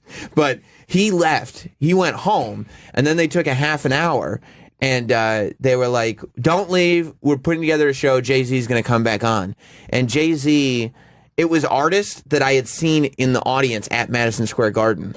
They called him backstage, and they just put on this show of Jay-Z with people he's worked with and stuff. And then they did 2 dates after that with just Jay-Z and friends, and then just canceled the tour. Because R. Kelly was such a fucking douchebag? Yeah, because R. Kelly went home. Just because somebody showed him a gun, like, hey, I've got a gun now. Check it out. Right. Who cares? Yeah, maybe he was just excited to show a friend. Yeah. Look what I got. Hey, Yeah, look, Oh my God, I got to go home. check out my Glock. There's Right. something else happening there. Something else is happening. Yeah. Yeah, Pepper I mean, sprayed. Their was- dumb entourages. Ugh. Yeah. He's not selling right now, R. Kelly. Didn't he cancel a bunch of dates? He did because he did one in somewhere in the middle of the country, and it was half full. Oh, really? Literally half full. And, he's got a crisis management team coming in now because they're saying, oh, it's because of these accusations that he's got this sex house. But the tickets went on sale months before he had the sex And house. how does that change? If you like his songs, what difference does it make if he has a sex house? Plus, the sex house Good is songs are probably... good songs. Song's a song, right? Great music, man. I didn't ask you where you wrote it. So you wrote it in a sex house. Big deal. Canceled the tour because of bad ticket. Wow. That's interesting. That's But it's- the ladies in men's lives must have been saying, we're not going to that show. Right. Well, he didn't sell tickets before the sex house. Oh, so You know what I mean? Like so they were it's on business sale. as usual, and now Yeah. they blame the sex house? They're blaming the sex house. Also, the sex house is the least bad controversy that R. Kelly has ever had. The sex house is not as bad as marrying a 15-year-old girl. No. Did he marry her? Yeah, Aaliyah. And the only reason you marry a 15-year-old girl is why? Same reason Woody Allen did, because you get caught. Yeah, 'cause you can fuck her without anybody worrying about it. And it's not as bad as pissing on an underage girl, allegedly. Sex house isn't as bad as either of those two Yeah. things. The people in the sex house are not underage. Yeah, didn't one of the sex house ladies say, I like being part of the sex house? The lady in the Yeah. sex house, she was like, I love it here. Yeah, I don't care about that sex house. 'Cause to me, they're there voluntarily, and it's like, if you're there voluntarily, shut your fucking mouth. Yeah. Stay there and fuck this singer. I, That's what yeah, you're doing. exactly. I think people just don't really care about R. Kelly. They don't want to hear the song. That's the problem. Maybe, you know what? Maybe They don't want to it hear the is- songs. It is a little old now. Maybe people are just kind of over him to a certain degree. They're like, all right, we heard Bump and fucking Grind. I don't like any of his music, so I You don't like Bump and Grind? none of it. Ignition the remix. No. Dude. Trapped in the closet? Okay, Well, that- I'm not relate to it. have you seen the Trapped in the, The Closet Trapped in the series? Closet's one of the funniest things ever. It's one of the best films ever made. It is. It's better than Moonwalker by Michael Jackson. Definitely. Have you seen the Trapped in the Closet series? I've not. One of these days, we should get the entire series. You have it on digital video disc? Yes. Yes, I thought so. One of these days, Part one's better than part two. you mean like The first DVD. Yes. Yeah, the first set. Yeah. chapters 1 through 40, I don't know. Yeah. We should bring in Trapped in a Closet so you can give your take on it. Aziz Ansari used to do like an hour on it. Yeah. Like he had so much material just on Trapped in the Closet. Really? So much goes on and it's so weird. It's amazing. It's kind of an opera. I've never seen it. Yeah, it's Is like it good? Yeah. It's just really silly. It's just, you know how you hate musicals because everybody's singing everything that's happening? Yeah. That's what he does in a music video. He's like telling a story, but every line of the song is just, and then a midget came out of the closet. Yeah, it doesn't even rhyme. It's bizarre. It is so, but it What is year is it from? mesmerizing. It's like 2005, 2006, okay. something like that. Yeah, no, I don't know it. Yeah, it's fantastic. Not a lot of hits off the Trapped in the Closet series, were there? No. I don't think so. But didn't he, like, the first video, didn't it come out in installments over a period of time? Yes. Yeah, so you get really hooked into what's going to you wanna happen know what next to happened this dumb There was a cliffhanger in each story. one. Yeah. yeah, it's like a soap opera. How did I miss that? I guess Trapped in I don't a like his Closet? music. Yeah. That is interesting that you have no awareness of it. None. Because it was a real thing. Yeah. It was For a brilliant. while. Like, I'm saying that without irony. I thought the entire thing that he did was brilliant. It takes balls to do it. It really does. To be like, this is my next venture. This is what nervy. I'm going to do. Yeah, it was nervy. It had some odd plot twists. Have you ever done a movie interruption to Trapped in a Closet? No, but I think, like I said, I think Aziz did stuff like that. I think he'd show it and talk during it and stuff. Oh, that's awesome. Yeah. It's really funny. Have you guys seen the Kiss Cow? Yes, I the have. Gene Simmons cow. Absolutely. He was all over the place yesterday. When Yeah. you were talking about it earlier, I was like, yeah, I got to mention the Kiss Cow. Yeah. Yeah, a calf that looks like Gene Simmons and me is very funny. Did you see the resemblance? I did, He's yeah. very proud of it. That's very cool. Well, that's the best thing about Kiss. That's why they never cancel shows. Like if Gene Simmons is ever sick, Right, you just bring in a calf. just bring the cow on stage. That is so weird. Also kind of looks like Rorschach from Watchmen. Yeah, it does. Yeah, Where's it the does. eyes? Huh? Where's his eyes? They're in there. Yeah. They're just like dark eyes in the middle of those dark Well, I don't know. patches. I don't know if it's a calf or a demon calf. Fuck yeah. Yeah, it looks like the It's got- demon. It's got breathes gremlin fire. ears. You think it's a little baby cow that breathes fire? Yeah. Yeah. It's very cute. It really is adorable. Would you I be pet its head, yeah. Would you be psyched if you were raising cattle and one looked like the demon? Yes, I would be. It's like to eat it. Would you still eat it? No, I don't know. Yeah, here's what you should. I mean, because eventually it's going to grow, and who knows if it's still going to look like that. So I would say kill the calf, eat it, and preserve its head. Won't it look like that? Why wouldn't it? I don't know because Do the colors change? Well, it stretches. If it turned into Paul Stanley. Fucking star over the eye, the other part went white. Yeah, I would mount its head and eat the meat. I think that's the only thing you can do because you want that thing to last forever. So you got to taxidermy its head. Sacrifice it. Yeah, exactly. To the gods of metal. Hey, we got a thing that an email asking about guests, and Leah Remini was one of the people pitched. Yeah. And I would love to talk to her. She won't come on our show, but I would love to talk to her. You don't think she will? No. Why? We had that other guy from Scientology on. She's now she can. Who knows? She's a flake. But What was his name? Tony something. Tony Ortega. Tony Ortega. That was a great interview. It's on UTizzle. Why is CBS so stupid? They said Kevin can wait. Yeah. We'll kill off Erin Hayes' character as Leah Remini becomes a series regular. Yeah. And they go on to say she's going to be killed off. The series is going to pick up somewhere down the future, and his wife will have died. We're moving forward in time. And CBS president Kelly Call said it will be treated with dignity and respect. And she said Remini's playing a tough detective named Vanessa. And she said in season 2, the character is going to join a new security firm, or he's going to join a new security firm. And yes, there will be romance. Kyle confirmed that the characters will date at some point in the future. Why the fuck are you giving away the entire plot of your show? I mean, I don't think that's going to be a. Hey guys, guess what? We had a great episode, great season of Dallas we got. Listen, at the end, we're going to cliffhanger with JR getting shot, but it will be Kristen come in the next season. What the fuck is wrong with these executives? Why do you blow the whole plot? Well, I think that they'll probably. There's no mystery to it now. It'll probably be set up in the first 5 minutes of the episode. Doesn't matter. Why do you no them being romantically involved? But why don't you just show the show and let it unfold? Why the fuck is the president of CBS saying what's going to happen? Because they're just trying to do King of Queens again. Like they're not And actually. they don't want anybody to be angry about the transition, so they're trying to act like they're, doing it all. I don't know. What cowards? How about you Anybody- just do the Openly. show? Anybody that's a fan of the show now is probably going to be annoyed because they're like, well, we're killing that character, and then we're moving it forward, so we don't even have to deal with the death of it at all, and then we're just going to do King of Queens. He's probably going to rarely mention that he has a dead wife, whereas anybody who has a dead wife would probably bring it up in every conversation they have. And I think in the show they were married 20 years, so it wasn't like yeah. He would spend the rest of his life not getting over it. He may have a romance with somebody, but he would still always be like, my wife. It's going to be great. The kid's going to come home like, hey, where's mom? And he's going to be like, oh, she died 5 years ago. Yeah, you remember? Kid's going to be the same. Oh, they got to hire new kids, or they stay the same. Whatever.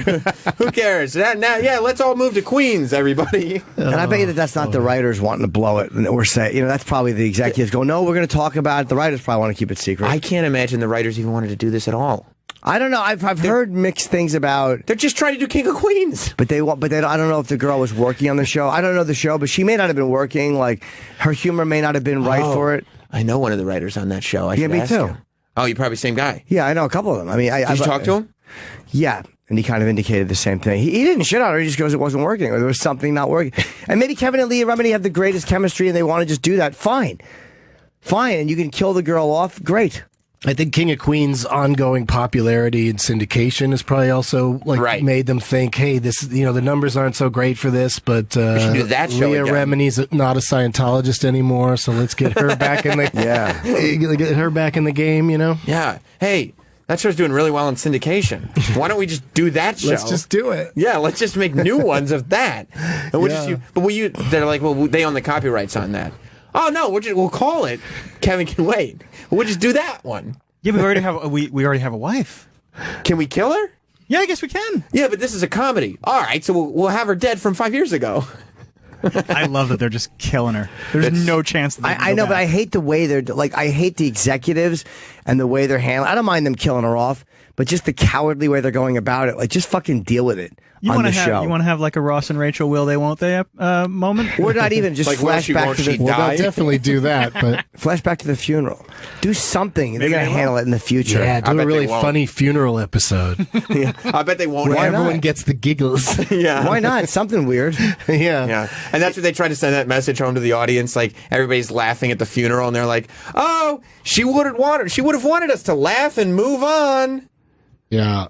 It's just it's kind of symbolic of the way things are looked at differently than they were years ago, with being real and like dealing with real stuff as far as people are concerned in TV shows. Like Different Strokes? Or whatever it was, It was but like, also, Dudley getting molested? Audience sitcoms aren't like, no one cares about what the ongoing plots are going to be. Like, there aren't storylines, arcs like there were on Friends and some of the other shows, It's like, just cheesy, though, to blow it. Like, to not just let it happen anyway. Like, just let it happen. Not that it's a big mystery, again, like who shot JR, but let's let it happen. Like, I think that's a TV show. I think Doug's right, though, that they're trying to have as little audience anger as possible when the show comes on and there's this drastic change. Like all the 2.5 Men stuff, like that was all kind of announced in the newspapers before they actually made the changes on the show. Yeah, I think they said they're killing Charlie Sheen's character before the episode where he got killed. Did they kill him? They killed. Yeah, they just announced he was dead. Because he really went for it. The creator hated him so much that he sure, and he was the creator, so he could kill him. I do love that they're starting. Because you're right, Travis. It is not only is she dead, but they're starting 5 years after she's been dead. Is it 5 years? She's right. Yeah, well, yeah. It just said that they're 5 years. 9 months? Oh, I thought it said 5. Where did I get 5 years from? Maybe I just made it up. So it's 9 months. It's 9 months later. Oh, good news! There's a new baby. He should still be mourning. No. Yeah, 9 months is kind of quick, but I'm sure they'll take 2 or 3 episodes for them to fall in love. They should do something funny, like at the wake. All of a sudden, like he's downstairs and he eats her ass in one of the rooms at the wake. To the dead wife? Yeah. No, not the dead wife, but Leah Remini. I would love for you to be in a Kevin writer's can't room. Yeah, Kevin can't wait.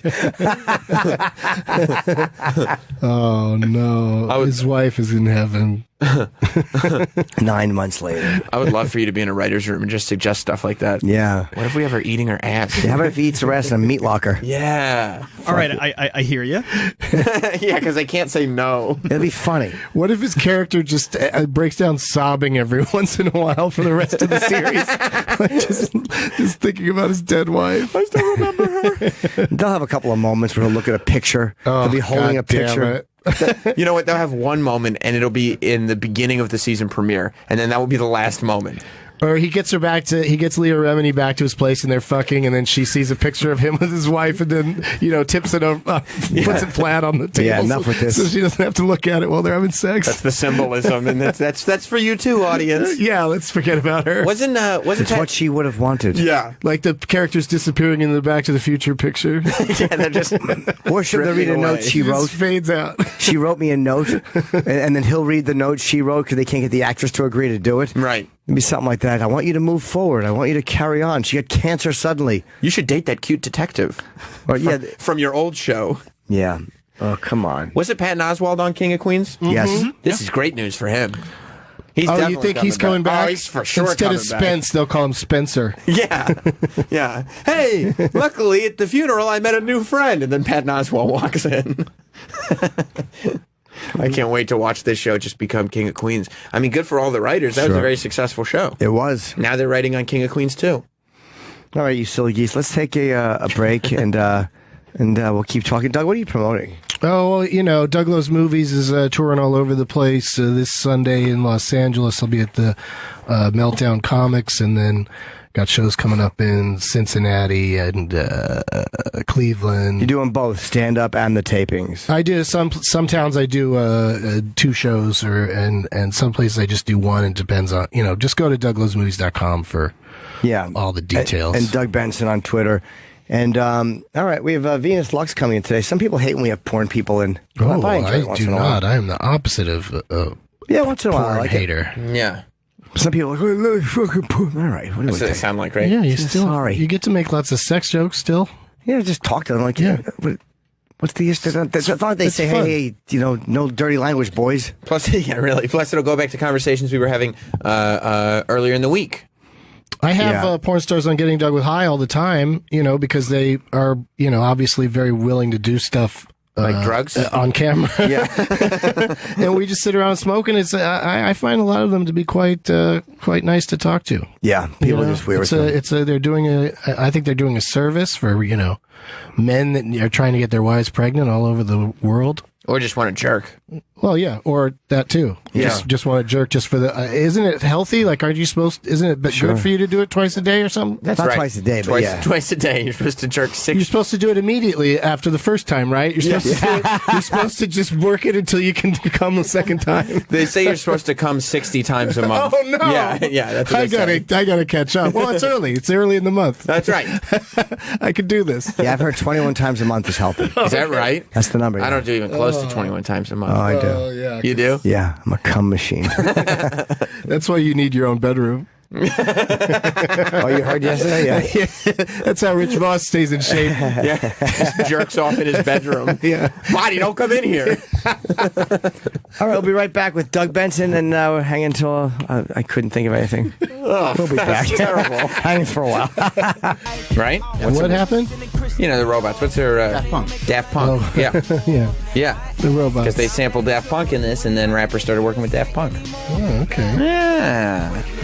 You've been doing a lot of... Doug Benson is here. Welcome Yes, back he to is. Jim Norton and Sam Hey. Roberts. Since you've been in town, I've been following... I follow you on Insta, Doug. You do? I don't know if you know that or not. I like. I'm getting better at it, or getting more into it. I kind of at first didn't care about Instagram. That's why my name on there isn't even my name. It's You Don't Know Doug. I was just like, I'm not a picture taker. It's not my thing. Right. But now that I'm kind of forcing myself to take a picture whenever there's You do something. Yeah, and they're good for. It's also a good place to sell show dates because you can just put like the ad for the show. You can just post it on there. Yeah, I people like do respond to Instagram. it. Yeah, me I like too. Instagram a lot. But you're checking out a lot of Broadway shows while you're in town. Yeah, huh? I love Broadway shows. I didn't know that. Yeah. What'd you see?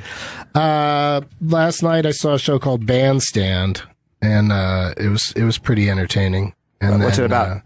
It was about a bunch of people singing and dancing for 2.5 hours. It's weird on Broadway. And, yeah. Oh, that's odd. Yeah, it had a story. It's just about I guess it takes place in the. Oh God, I don't even know what year it was supposed to be. But, It didn't seem like you took a lot away but from the it. swing, like is about this guy who starts a band and gets into a popular music contest where you have to write a song and perform it. And it's this cocky guy, and he gets a whole band together, and it's just an excuse for a lot of singing and dancing. Right. But it was pretty entertaining, and but tonight I'm seeing Michael Moore's thing. Oh, it's just called Michael Moore on Broadway, right? Michael Moore, The Terms of My Surrender. This is odd because Michael Moore said that he was going to do a Broadway show that was going to force Donald Trump out of office. Well, it could. But he still they're is in saying, office. could there be a Broadway show that brings down a sitting president? Is Right. the premise. I don't think so. No, I don't think it'll so. bring him down. But he's certainly. As a documentarian, him and others have certainly helped to bring down People. Is he just talking in this though? He's just sitting there talking. No, it's apparently like very Multimedia It's got a lot of presentation? stuff going on, like Okay. set changes, and it's supposed to be fun. I mean, Some of his best work, especially in the early days of his career, was like almost more comedy than like Bowling than for politics. Columbine and Well, no, Roger that and was, Me. Yeah, that wasn't really Columbine funny. was not a fun one. You didn't find that to be Roger and me. Roger and Me has a lot of very funny stuff in it, even though it's very sad. When they're getting story. evicted, I laughed. Yeah. Yeah. And that lady fucking carves up that rabbit while, remember while that she's part. talking to Right, him. I remember it's that. It's gnarly. Yeah, I didn't like that part. You don't remember in Bowling for Columbine though when all those kids get shot? That's the funny part? Yeah, I thought that was supposed to be like a parody. Oh. You're laughing like, this is just like The Matrix. Yeah, This is a exactly. parody of The Matrix. Ah, you didn't dodge that one. Yeah, I thought that Why was like Bowling fun. for Columbine? What was the name of the significance of the title? I think it was about a charity event or something. No, or- the kids, the I don't even know what we're supposed to call them kids, the monsters that did the shooting. Dylan and Eric. Dylan and Eric. Let's Okay, call them by he their knows them, names. of course. Because Dylan and Eric, Dilly Boy and Eric. they took a bowling class as a PE elective, and the morning that they shot up the school, they actually went to bowling class, and then went and got their guns and shot up the Did school. they really? Yeah, like they had a bowling class in a bowling alley, and so like one of Michael Moore's premises is in the movie was like, if you're going to blame Marilyn Manson and you're going to blame this and you're going to blame the media and you're going to blame that, then why don't we blame bowling? Maybe bowling is the reason that they shot up the school. Okay, that's an asshole point, though. It's not a point. It doesn't. No, And he knows They it's not a didn't point. score a 300, and they were upset about it. Did they They're just very like bowling? entitled young boys. Did they like bowling? Like, bowling is the shit. yeah, bowling stinks. You don't like Like, it? do they wear their trench coats when they're bowling? Yeah. Like, what, trench coat mafia? Or just when Yeah. they're murdering their fellow students? Is it hard to bowl with a gun in your hand? They look really silly with those trench coats on, dopes. and then they have to take off their combat boots and put on bowling shoes. Those ridiculous rental bowling shoes. Can you imagine they walked in Columbine wearing bowling shoes? Like, oh shit, we forgot our boots at the bowling alley. Well, whatever. Yeah, he had a TV show on Fox though that was very funny. The Awful Truth, I think, is what it was called. Yeah, and Something Nation. There's another thing. Oh yeah. But anyway, so I'm seeing that tonight, and yeah, I do like Broadway shows. Did you buy all these tickets in advance? Or do you buy day of? No, I just go, because I often I just need the one ticket or maybe two, and most of these shows it's expensive, so like it's pretty easy to get tickets for things last minute. I You go by yourself? Not Hamilton. Yeah, I do because I didn't, can't. In my mind, you shouldn't talk at all during theater, really. So or I'll go with somebody, but we'll have seats in different spots, because it's not really, it's obviously a group experience because you're with an audience, but I just don't really, I don't, like you could talk about what happened, during intermission and after the show. Yeah, you don't want to reflect during intermission, or do you leave your seat to reflect properly? Yeah, well, yeah, I have to reflect outside usually. I see. Because I have to be like, I gotta first be act, high. huh? I gotta get more high to sit through the rest of this. Did you see Hamilton? Yeah. How was it? I liked it a lot. Yeah, it's very entertaining. I didn't see it, but it struck me. Everything I've seen from the play, Hamilton, strikes me as kind of like the cool teacher. And if you're not careful, you're gonna enjoy some music, and if you're not careful, you might just learn something. It's a super long Schoolhouse Rock. Yeah, I don't want It's to. basically what it is. You do learn a lot, and a lot happens over the course of the. Most musicals, there's not that much story, but a lot happens in this. Book of Mormon was pretty. Well, that's a fun, Book of Mormon is a fun thing to me because people tease me about liking musicals and plays, but then when pressed, they say they loved Book of Mormon, and it is a straight up musical. It's very traditional, except for all the references to butt fucking and AIDS and stuff. But it's the rare exception to an entertaining musical. It almost does make the point that musicals stink, because I hate them. Most of them can certainly be funnier, but it's still, South Park itself, people love that show, and they get songs into it as much as they can. Oh yeah. And people that don't like cartoons still like South Park. It's really because the material's so strong. It just it's hard to deny it. Yeah, I think some people are just fans of humorous, well done songs about AIDS. You know what I mean? I am, for one. So it's like that doesn't really make you. I don't think that's doesn't hit close to home for me. Yeah. Only in the sense that I am aware of it because of my coworker. What? I don't have AIDS. Yeah, I think that Travis. Yeah, the Travis dog. Told you that in confidence. I think that I think that doesn't necessarily make you a musical fan as much as it just makes you a fan of good comedy. I just don't like musicals, and I've tried. Like I thought, what do I think stunk? The fucking league. You didn't like La La Land. Miz. Ugh. You sat through all of it? No. You should I watched a few minutes of You didn't it. stay for the emotional conclusion? Yeah. It was boring to me. It's boring. It's very, well, I'm sure you don't like opera at all. I've never seen opera, but I would try. Pavarotti I enjoy. You'd be bored by opera. I probably would. Sure. Because that's the thing about Les Mis. You got to really like the tunes and the good singing, because it's a war story and people die, but it's definitely sappy and it's a love story. Long. It's super long. Oh, It's also La La Land I couldn't get through. I thought it was beautifully shot. I like Emma Stone a lot, but it's just the idea of the musical. I didn't care. Do you like Les Mis? Yeah, some people just don't. What? Do you like Les Mis? I love it. Did you like La La Land? Me too. Yeah. You did, right? Yeah. I wish I liked musicals. There's so many of them. I live like 10 minutes from Broadway. I'd love to love musicals. Yeah, it's just people can't get past that whole people singing everything. Like some people just don't enjoy that. How will you get tickets last minute? Well, not last minute, like day of, I'll go, or like this week, I just went around to the different theaters of shows I wanted to see and just said, how about this day, this night, can you, because I'm here until Saturday, so I'm going to see a few more shows. Oh, also, I'm here to do, I heard Rich Voss was up for Crashing, but I'm sad to say I'm the one I'm going to be playing the part. I'm shooting it on Thursday. Are you really? Yeah, it's the part of Doug Benson, so I think that's why I got it. Okay, right, and why Rich didn't. Yeah, Rich. I don't think Rich got it because it's Doug Benson, right, in the script. They were looking for a Doug Benson type, and it turned out I was available. Well, that's great for them. But that's fun. There's a show that you guys I recommend that's a play, so you don't have to. There's no singing, and I think you might really enjoy it. It's called The Play That Goes Wrong. Saw it. It's great. So funny. So fucking funny. So funny. That's the play that I had to see it. You were not in, but I had to see it because one of the guys from the cast, or two of them. We had the cast in here, and then we had J.J. Abrams in here who produced the play. He brought it over because he saw it in England. Yeah, but it's like it's hilarious. Okay, and it's like it's British humor, but it's like a play within a play. So you're watching this play get acted out, but it falls apart. But they get through. Time. You see the entire play, right? But it's everything that can apart. go wrong can goes wrong, and you going into it, and then maybe 15 minutes you're into it, you're like, how can this be sustained? How can this be entertaining for the entire show with an intermission and everything? And it is. It's just so funny throughout. How long is it now? Is it one intermission? One intermission. Yeah. I guess all plays have an intermission. Have you ever been to a play? No. A lot of them these days are 90 minutes and out. There's this thing called The Doll's House Part 2. I saw that last time I was in town.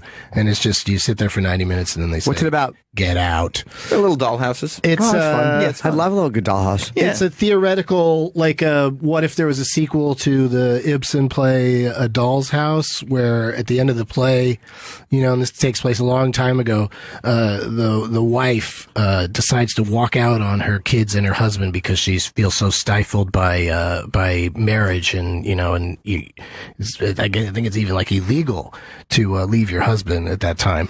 And she just walks out at the end of the boring original Ibsen play. Is it boring, the original one? Yeah, I think so. But then this is a sequel about when she comes back, when she just shows up again, like 20 years later, and her daughter's grown, and her husband's like, "Where the fuck did you go?"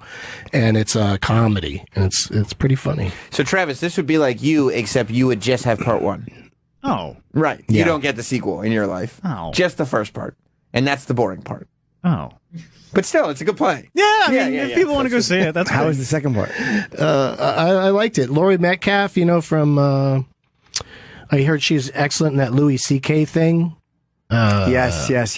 And that she has a big She had a monologue, great isn't it? Yeah. monologue in it, and she was from Roseanne. She won the Tony for this, and she's not in it anymore. She just left the production, and they, subbed in somebody else. But she was amazing. It's fun to really see. entertaining to watch her. When you go see plays, it's fun when there's celebrities in them. Yeah, then you can see sometimes. I went and saw something with Saget just to see Bob. I mean, I liked it a lot. Yeah. Which one did you see? Hand of God? Yeah. Yeah. I was going to say, because his big debut on Broadway was in a musical. He was the narrator in Drowsy Chaperone for a while. Huh. Which is a non-singing part in a musical, so that's why he did it. That's why you got it. I don't think he sings. Was he off? Actually, he does sing, actually, now that I mention it. He used to have a guitar in his act sometimes. Was he on stage or off? On stage, yeah. Oh, he would do the announcing on stage. Yeah. There was like a part played by the guy, I think, who wrote the show originally. I could be wrong about this, and no one's going to call in to correct me. I saw Glengarry Glen Ross. That was good. Yes. Which one did you see? Alda. Liev Schreiber? Yes, Alan Alda. But I fucked up because Bobby Cannavale, I think, was leaving me a ticket for the final one. I was going with Bob Kelly. It was with Al Pacino. Right. And Cannavale played Ricky Roma. And I thought it was an 8 o'clock show. It was a Sunday. It was 3. We missed it. I missed the last Pacino one. Well, let me just tell you this. Oh, that's hilarious. I was so mad. To make you feel less bad about missing it. He was terrible. Pacino? Yeah. He was I heard bad? that. He plays Shelley Levine, Oh. the Jack Lemmon, Alan Alda It's a part. terrible idea. And and it's just like, wouldn't it be funny to have him be the bumbling sad one when he used to be Ricky Roma? It's a very understated part. Well, it's also, he's like a fast talker, just like Ricky Roma, but Al Pacino would seem like he didn't know his lines very well. So it was. Oh, he wasn't great? So instead he was like, the character's never really hesitant. The character's always very, even though he's a pathetic character, he's pretty forceful all Right. the time. Yes, he is. And so the pacing of the whole show was. Didn't they bash was just off. He wasn't good, Pacino? No, I didn't like him in it. But I didn't love Alan Alda as Shelley either. oh, you didn't. No, I thought he was okay. After Jack Lemmon, I mean, He's so good. no Jack one Lemmon's can so do that better. amazing. Yeah, he's so good. But Liev Schreiber as Ricky Roma was pretty spectacular. He was very good, yeah, and I forget who else was in that. Wasn't Matthew Broderick in it as well? I I thinking of another he was one? in that one. The dude that plays, I don't know if you watch Stranger Things on Netflix, but the actor who plays the sheriff, David Harbour, Yeah. he was in that, the one with Alan Alda, and he played the office manager part, the Kevin Spacey from the movie. And did you know? Hold on, so who's in the cast of, can you check the cast of play with Alan Alda and Liev Schreiber? I'm sorry. Yeah, it was pretty stacked. Like everybody in it was, kind of a known entity. Yeah, I forget who else was in it. There was a couple of more. Oh, wait, don't tell me. Tom Wopat was in that one. Yeah. Tom Wopat. Tom Wopat was in it. Jeffrey Tambor played, I think, the Ed Harris part. Or I thought maybe the Alan Arkin part. Alan Arkin, you're right. You're right. That's what I meant, yeah. Wopat is the Ed Harris part. instead of the British guy from the movie. Is he that pathetic? Yeah, I think so. He's the pathetic dude that comes back in and tries to get out of the deal. Okay. My favorite thing ever is happening right now. Troy Googled Alan Alda play, and he's having a lot of trouble. No, I just. Do you know what play we're talking about? No, because you were going through a couple different plays. I didn't remember the exact play. Glenn Ross. It's the name of the play. Did you think he was going to get it? But Did you think he was going to get it? but you guys know that the Alec Baldwin scene in the movie isn't in the play. And Oh, really? Yeah. Oh. Yeah, the whole always be closing Yeah. and the whole speech about getting the knives and stuff. Always be closing. He was so good in that. He was so fucking. It was amazing. That's one of the best movies I've ever seen. You should just put it back in It the is play. a great movie. Add it to the play. God damn, was that a great cameo? It's like one of the only movies I like where there's no women involved. Like I usually want to see a woman at some point while I'm watching a movie. Right. It's But amazing. That one is really watchable. Because like the stock market itself, like sales and stocks, don't really like excite me. But like all Men those do. movies, Well, it's like land. It's land. Yeah. They're selling Glengarry Leeds. property of land. Yeah, properties, land. but it's about like it's just like about sales. It's like though. investing in land. all those movies, Glengarry Glen Ross, Boiler Room, Wall Street, they're all amazing. Wait. And where's Ricky Roma? He's not in. Balin is in the play. Where's Ricky Roma in the play? Richard Roma, Where? it's the top character. Oh, I didn't see it. Okay, I was going to. Okay. The play was so fucking that Alec Baldwin scene, and they were smart to keep Pacino out of that scene. Because if you know Ricky Roma's not in that Right. scene, I think that they knew it would be too. He had to dominate all of them. Yep. And he would not have been able to dominate Ricky Roma and still have Ricky Roma be the same character throughout the play. So I Yeah. think that was probably a smart edit It's a to good make. call. I think you're right. Yeah, But that was so perfectly cast. God damn, is that a great film? yeah. Well, it's on Netflix now. Is it? Yep. Always be closing. Yeah, it's so good. Do you, Doug? Do you like? Because do you pick your trips? Because usually I feel like when you come to New York, you end up, or when I talk to you anyway, you end up just seeing a whole bunch of movies. Well, it's New York's a great place to see movies because you only have to, generally walk a few blocks to a multiplex and You see just love seeing stuff. shows. I like seeing stuff. I like being entertained. When do you Yeah. go? What time of day do you go? To the movies? Because I don't go. Well, the best. I wanna I'll see tell Baby you, Driver. like in LA, there's that nice theater, the ArcLight, that like it's like $17 or something to get in. So I'll just go during the daytime, and it's assigned seats. You pick your seat, and it's almost like having my own screening room or something. Because the matinees, especially during the week, are like so poorly attended. I love that. And then on the other hand, I love being like at a film festival or something where it's a packed house of people that are not there to just because it's Friday night and they got nothing better to do. They're people that are really into film, and that's fun to watch with them. But but people like talking and yelling shit out and being disruptive during a movie, I can't even Hate it. I can't even deal. So What do you think about the I'd phones? leave before I'd sit through a movie. What do you think about the phones when people's phones go on? Oh, it's the worst. It's so distracting, and it's like, to me, it's like sitting through a movie is a perfect time to not have to return any calls or texts. Yeah, to it's the just be escape. like, I just got out of a fucking movie. Now let's talk. People are so selfish. Yeah, they are. On the phone the whole time. Yeah, and I get it. If the movie's boring, that's why I love Netflix and watching shit at home or in a hotel room, is because if it's kind of a boring movie, you can sit there and look at your phone while it's on. But when you're out in public with other people that want to see the movie in as much you're paying. darkness as possible, Yeah. and you got your fucking light.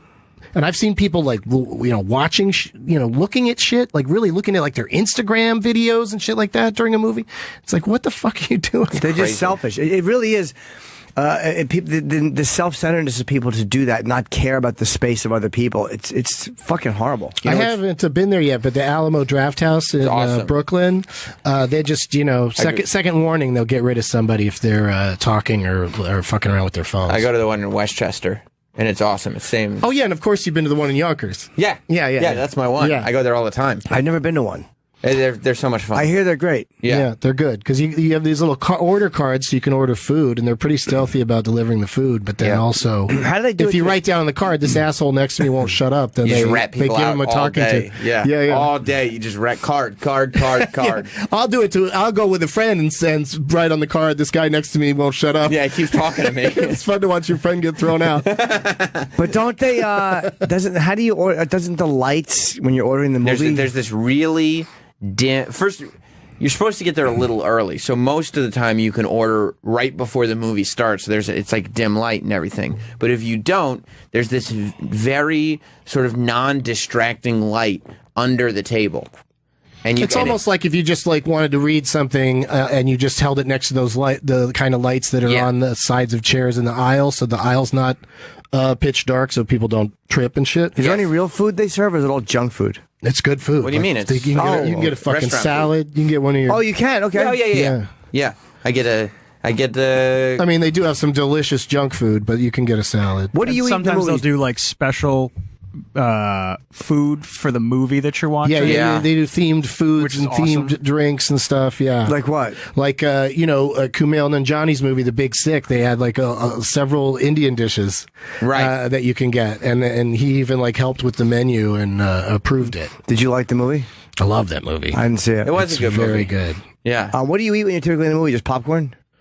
Yeah, I like popcorn, but at the Alamo Draft House, I'll make sure that I'm like it's time for a meal. Yeah, me too. Because also, if the movie sucks, it really passes the time to be sitting there eating It's a meal. great. because you're not just looking forward to the meal. Then I look forward to going to the Alamo because I get the Royale with cheese, but with chicken instead of a burger, and no aioli on it.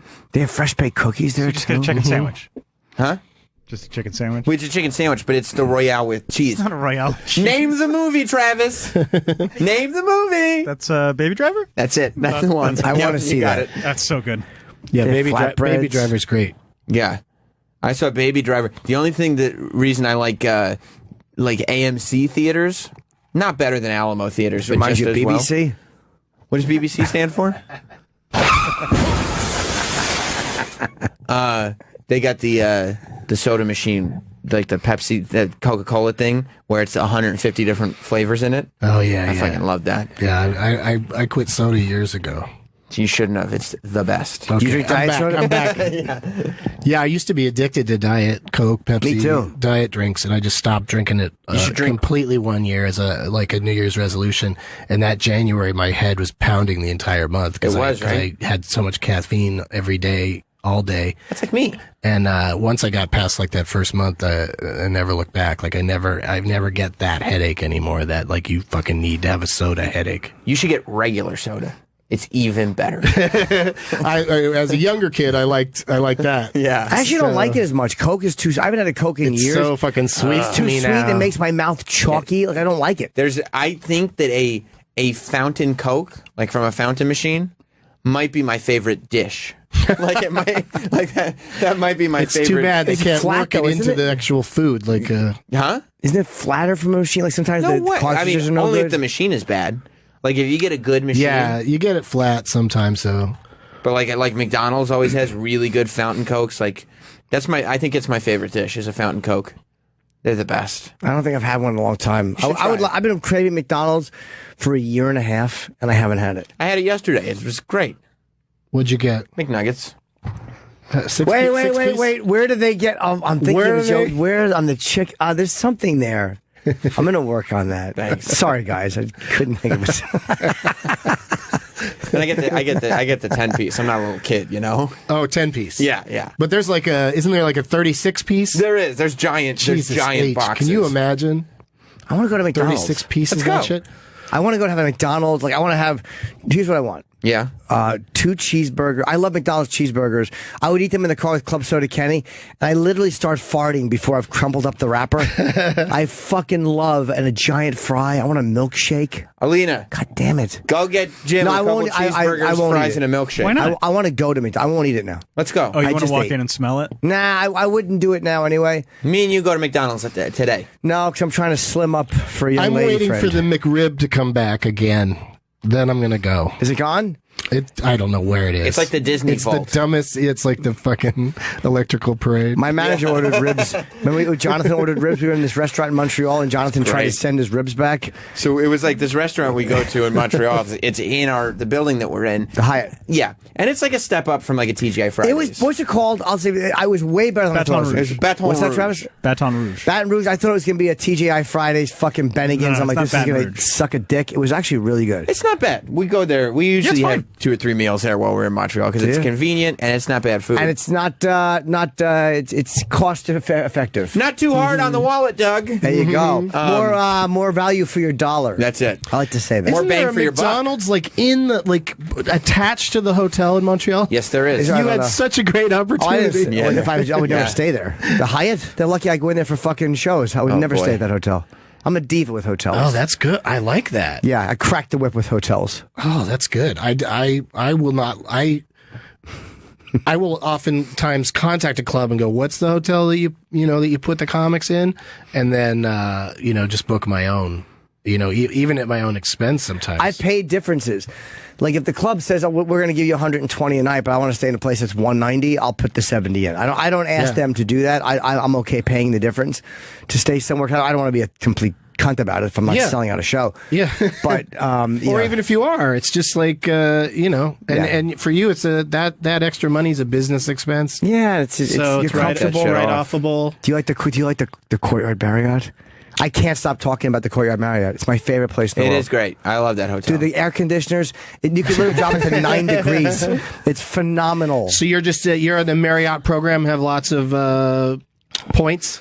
I think I do, man. Like whenever they're available, if there's the new ones with the bistros, if you want the truth, you can order a nice salad. A Courtyard Marriott, I've said this before, there's people vomiting right now, but I love them so much. I know. They're the best. Handsome Robin here just got very excited that you mentioned Courtyard. I want to see the one in Montreal. I stayed at the Intercontinental.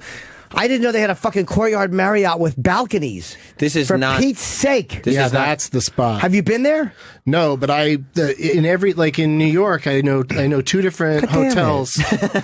I know two different hotels in New York where they have balconies. And it's my little private secret because, I want to book those rooms every time I come to town. I book at one or the other. So you can cheeb up. So I can go outside and cheeb it up. That's right. That's right. Yeah. Get your cheeb on. Yeah, because those at most hotel rooms in New York, you can't even crack a window. So you're just like, you're going to get caught with a $250 room cleaning charge if you smoke in there. Yeah, you're trying to ganj out.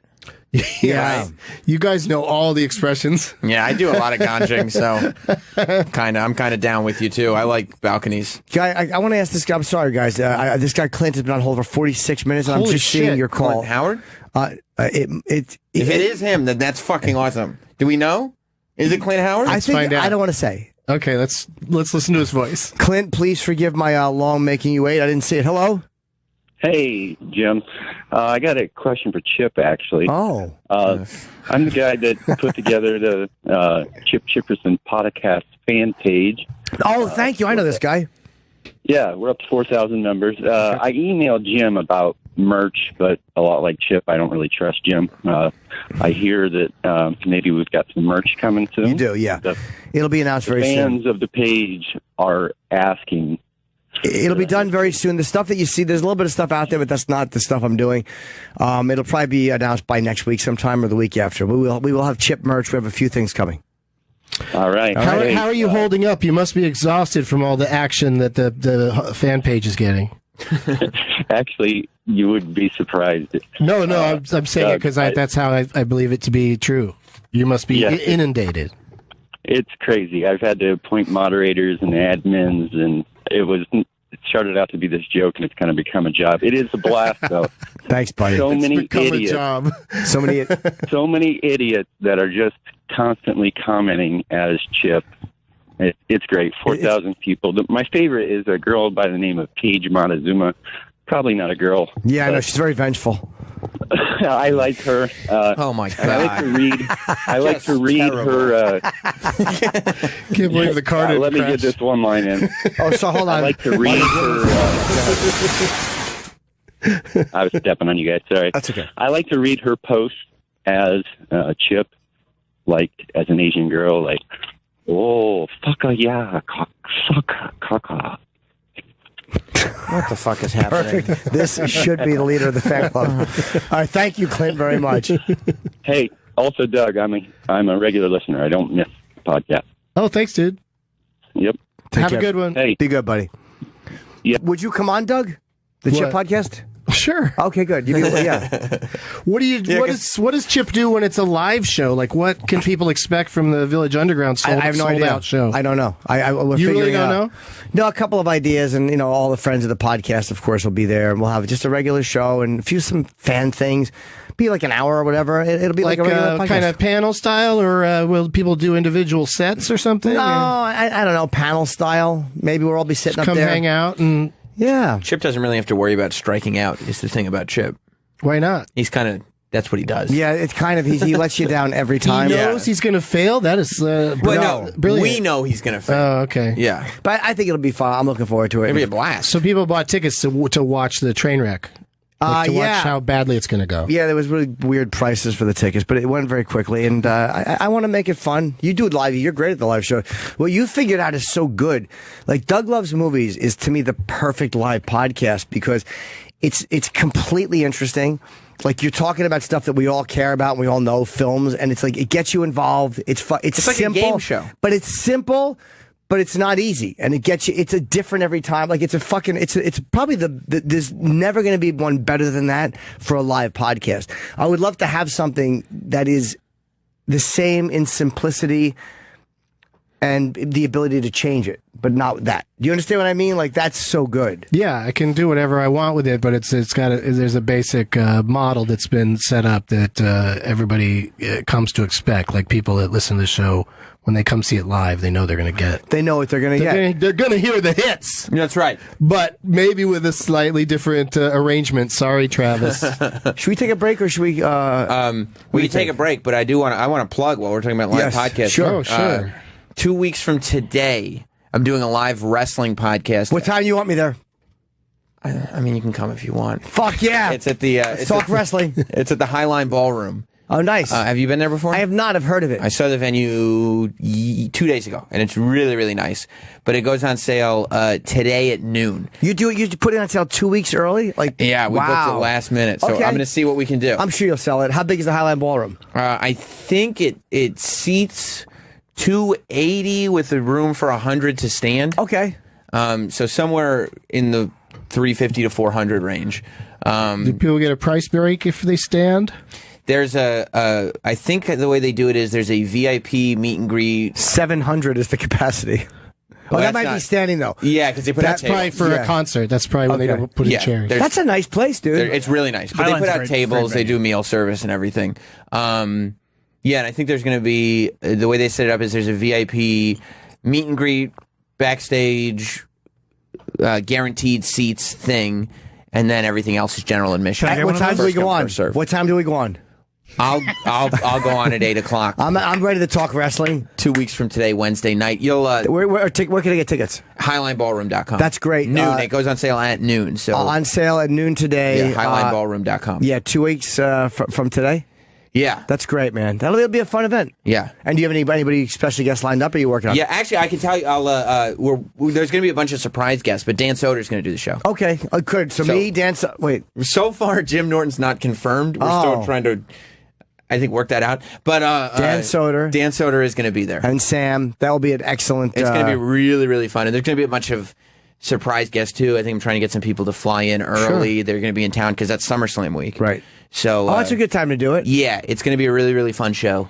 And it's at Highline Ballroom. And it goes on sale at noon today at HighlineBallroom.com. I am not a wrestling fan, but I will say this, having done enough broadcasts with Sam, he really is entertaining when it comes to wrestling stuff. Like, even as someone that doesn't give a shit about wrestling, when you talk about it, like when we did the thing, I was like, yeah, he knows everything about it. So yeah, go to that event, man. Noon today. I'm sure better tickets will sell out fast. Yes. And Dan Soder is a hilarious guy, and he loves wrestling, and he knows a lot about it. He does all the impressions, too. He's going to be great. And they all love Sam, so Sam will probably have very interesting people come in. Yes. So Venus Lux will come in. Well, Doug is, of course, staying, and we'll all talk and laugh. It's going to be another hour of unpredictability and jocularity. I think that should be the new phrase for the show. I don't mind it. All right, cool. Doug, go to DougLovesMovies.com and at Doug Benson on Twitter. Yeah, let's get jocular. And go see that live podcast. Let's jock it up. I can't say enough about that fucking Doug Loves Movies, Oh, man. thanks, That's such dude. a I genius really appreciate creation. that, Yep. dude. So good, dude. It's the best live podcast out there by far. Yep. All right, guys, we'll be right back. Don't go fretting. Oh, jeez. Why? You don't want to just have a little get down? No, I don't. Hello, Moshe and Natasha. How are you? Hey, Jim. Well, yeah, what a lovely surprise. I didn't know. I thought that Roland was telling us that Venus Lux was here, so we're going to take a break. And I see you guys outside, so I'm happy you stopped in. This was unexpected. It's a pleasant surprise. The Thanks for stars having of Moshe and Natasha and the Great Comet of 1812. That's a good Broadway joke there, Doug. For all those Tony listeners. I bring the Broadway humor. What was that in reference to? There's a show called Natasha and Pierre in the Great Comet of 1812 that we were talking about during the break because Natasha and Moshe were underwhelmed by it. And Doug was trying to hit that sweet Venn diagram of Jim and Sam fans and Josh Groban Broadway musical fan. Like, that's perfect We bullseye. already did it in the last segment. We really. Oh, is that right? Yeah, we really. To be fair, we had Dave Chappelle and Lil Wayne tickets also, so we did want awesome. to leave the Broadway show to see that. Oh yeah, we saw Lil Wayne last night, and after Chappelle, who was so good, but Lil Wayne, man, is such a rock star. He kept saying, "Okay, I know there's a lot of crazy stuff happening in the world, but let me just get to the important questions. Where my ladies at?" Like, he had like 5 bits like that, and it was It was very sincere. He'd be like, no, I want to make it serious now. I know before I was joking, but these are trying times that we're living in, and we're the Lil Wayne fans. That's awesome. And Chappelle did great, I'm sure, in front of a rapper, right? Yeah, it was amazing. I'd never really seen a full set of his. He has like a The logo. guy is good at stand-up. Yeah. He We found came out out last from night. smoke. Remember, he came out from smoke, like elevated. Oh yeah, he had like, an elevator with a huge 2-story ring of lights, and it's like, you got to be one of the best comedians in the world to do that entrance, or it's going to be a very awkward show if your entrance if you can't follow your entrance. And then he had walk a out of that logo. thing. Hey, how's it going? What do you do for a living? Okay. His branded C Yeah, he was like shining in the background. I was like, I didn't even know he had a logo. Oh yeah. How long did Lil Wayne do? He did about an hour or And so. Chappelle only did like 45 minutes. We left before it was quite over. Apparently, French Montana and Fat Joe came out, and we That's missed awesome. that. We missed that part, unfortunately. Why'd you leave? We had to come do press in the morning, to come do our real passion. You were responsible. Yeah, that's Morning right. radio. Yeah, I don't think the entrance scares me. Like, I'm so filled with shame. Like, I don't want credits. Yeah, but your intros for your specials, I know it's recorded, so it's different, but like that's a lot to live up to, especially the Netflix special. Yeah, but it's to be funny though. Like, it's got to be funny. Like, I can never come out thinking I'm cool. They're always funny. Like, I'm getting fucked in one, or something horrible's happening. There's always something derogatory or bad happening to me. Celebrities insulting you. You guys ever see Samora's special? Her entrance is the good greatest too. entrance ever. It's like a full smoke elevator, like Michael Jackson at the Super Bowl, like voop, and she walks out. She's wearing like leather tassels, an all white leather outfit, and she just goes, "They're locking up bitches with good pussy." That was her opening line. The opening line to your special was like the greatest moment ever. Yeah, that scares me to come out. Like, Kevin Hart can do that. Comes out like a rock star. Like, that frightens me. I'm like, oh my God, they're all going to see what a fucking fraud I am. I'm such a sham. I'm not cool. I'm fun. Like, I can never have that energy and pull it off. Kevin Hart hashtags comedy rock star on every Instagram. I know, and he's the only one. I think it's so funny because sometimes Kevin's the only one who's saying that. Of course he is. But he like says it. Well, Dice is saying it. Dice always reminds you he's the first. Oh, he was comedy rock star. Yeah, he It is true. Comedic rock star shit is what Kevin will say. Yeah, But it's never with a wink. It's never sort of self-deprecating or ironic. It's always like, no. I'm very serious. Yeah, that's what I do. Yeah, I can't do it. I can't put anything that makes me look like I think I'm hot shit. Well, Jim, I think of myself as a brand, and one of the things that's important as a brand. Well, that's your M, right? Yeah, right, exactly. Exactly. Yeah, Jim, I came here to that's tell what the you, M you need to stands think of for. yourself more as a brand. You know, I mean, we're all a brand when you think of it. It's not who is Jim Norton. It's what. Right. is How Jim much? Norton. How much is Jim Norton? I'm trying to name my tour because I have tickets going on sale, I guess, soon, and I can't think of a name for it. Let's crowdsource it. I don't know what to. You did crowdsource it, didn't you? You tweeted about it or something like I that. did, I follow your tweets religiously. Thank you very much. I He did. reads them every Sunday. Yeah. Just saving him up. With a bottle of wine and a bunch of wafers that I pop into my mouth. Yeah. The one I wanted, my manager was like, "No, you shouldn't." I, said, I don't know. What was it? What was the one you wanted? Fucking cunt tour? No, I like that a lot. The FC tour. I like that. What was the one that you wanted? Kneeling room only. I thought was good. No, But yeah. That's kind of funny. I like that. Yeah, it's like, what else are you gonna say? Yeah. It's a blowjob joke. Right. Yeah. And it could be, or because you get blown a lot, or because you blow a lot of people. Who knows? Well, not just people, young ladies. Let's get it straight. They didn't like it because it was dirty. No, no, funny. it is funny, right? I'm still debating that one. I kind of like the name of it, but Will it alienate women? I guess is the only. Well, question. he sucks women's dicks. yeah, That's what he's talking to. exactly. Oh, that's very nice. That's very polite of you. Yeah, exactly. I think women will like it. But yeah, I just like the idea of it. It's like, what are you going to name a tour that means anything? Like, that's a little dark. It's like, no, it's not. Right.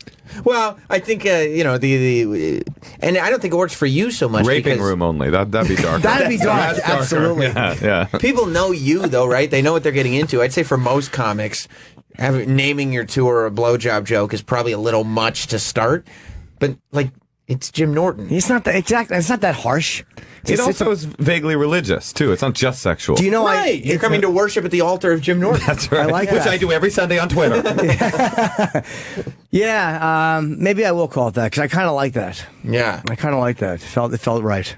Felt right. Or you could how about this one like Felt cute. Jim Norton. If you don't like it, get bent. Ooh. Is that cool? Jim Norton sit and spin, and you're like flipping the audience off. But it's a mic. It's a microphone. Your middle finger's a mic. Oh, that's awesome. That's cool, right? Oh, What about this? What about this? It's got to be like animated, but you can do that now with posters. And it goes, Jim Norton. If it's too quiet, turn up the volume. Yes. It's your middle finger going up. Jim Norton, I'm not PC. Are you? Kind of a thing with a cocked eyebrow. That's cool. So many people are. Yeah, a lot of people are. It's a problem. Here's the one I wanted to do. It's me on a cliff with my feet over the edge holding the microphone, and it's called Edgy. Oh, very.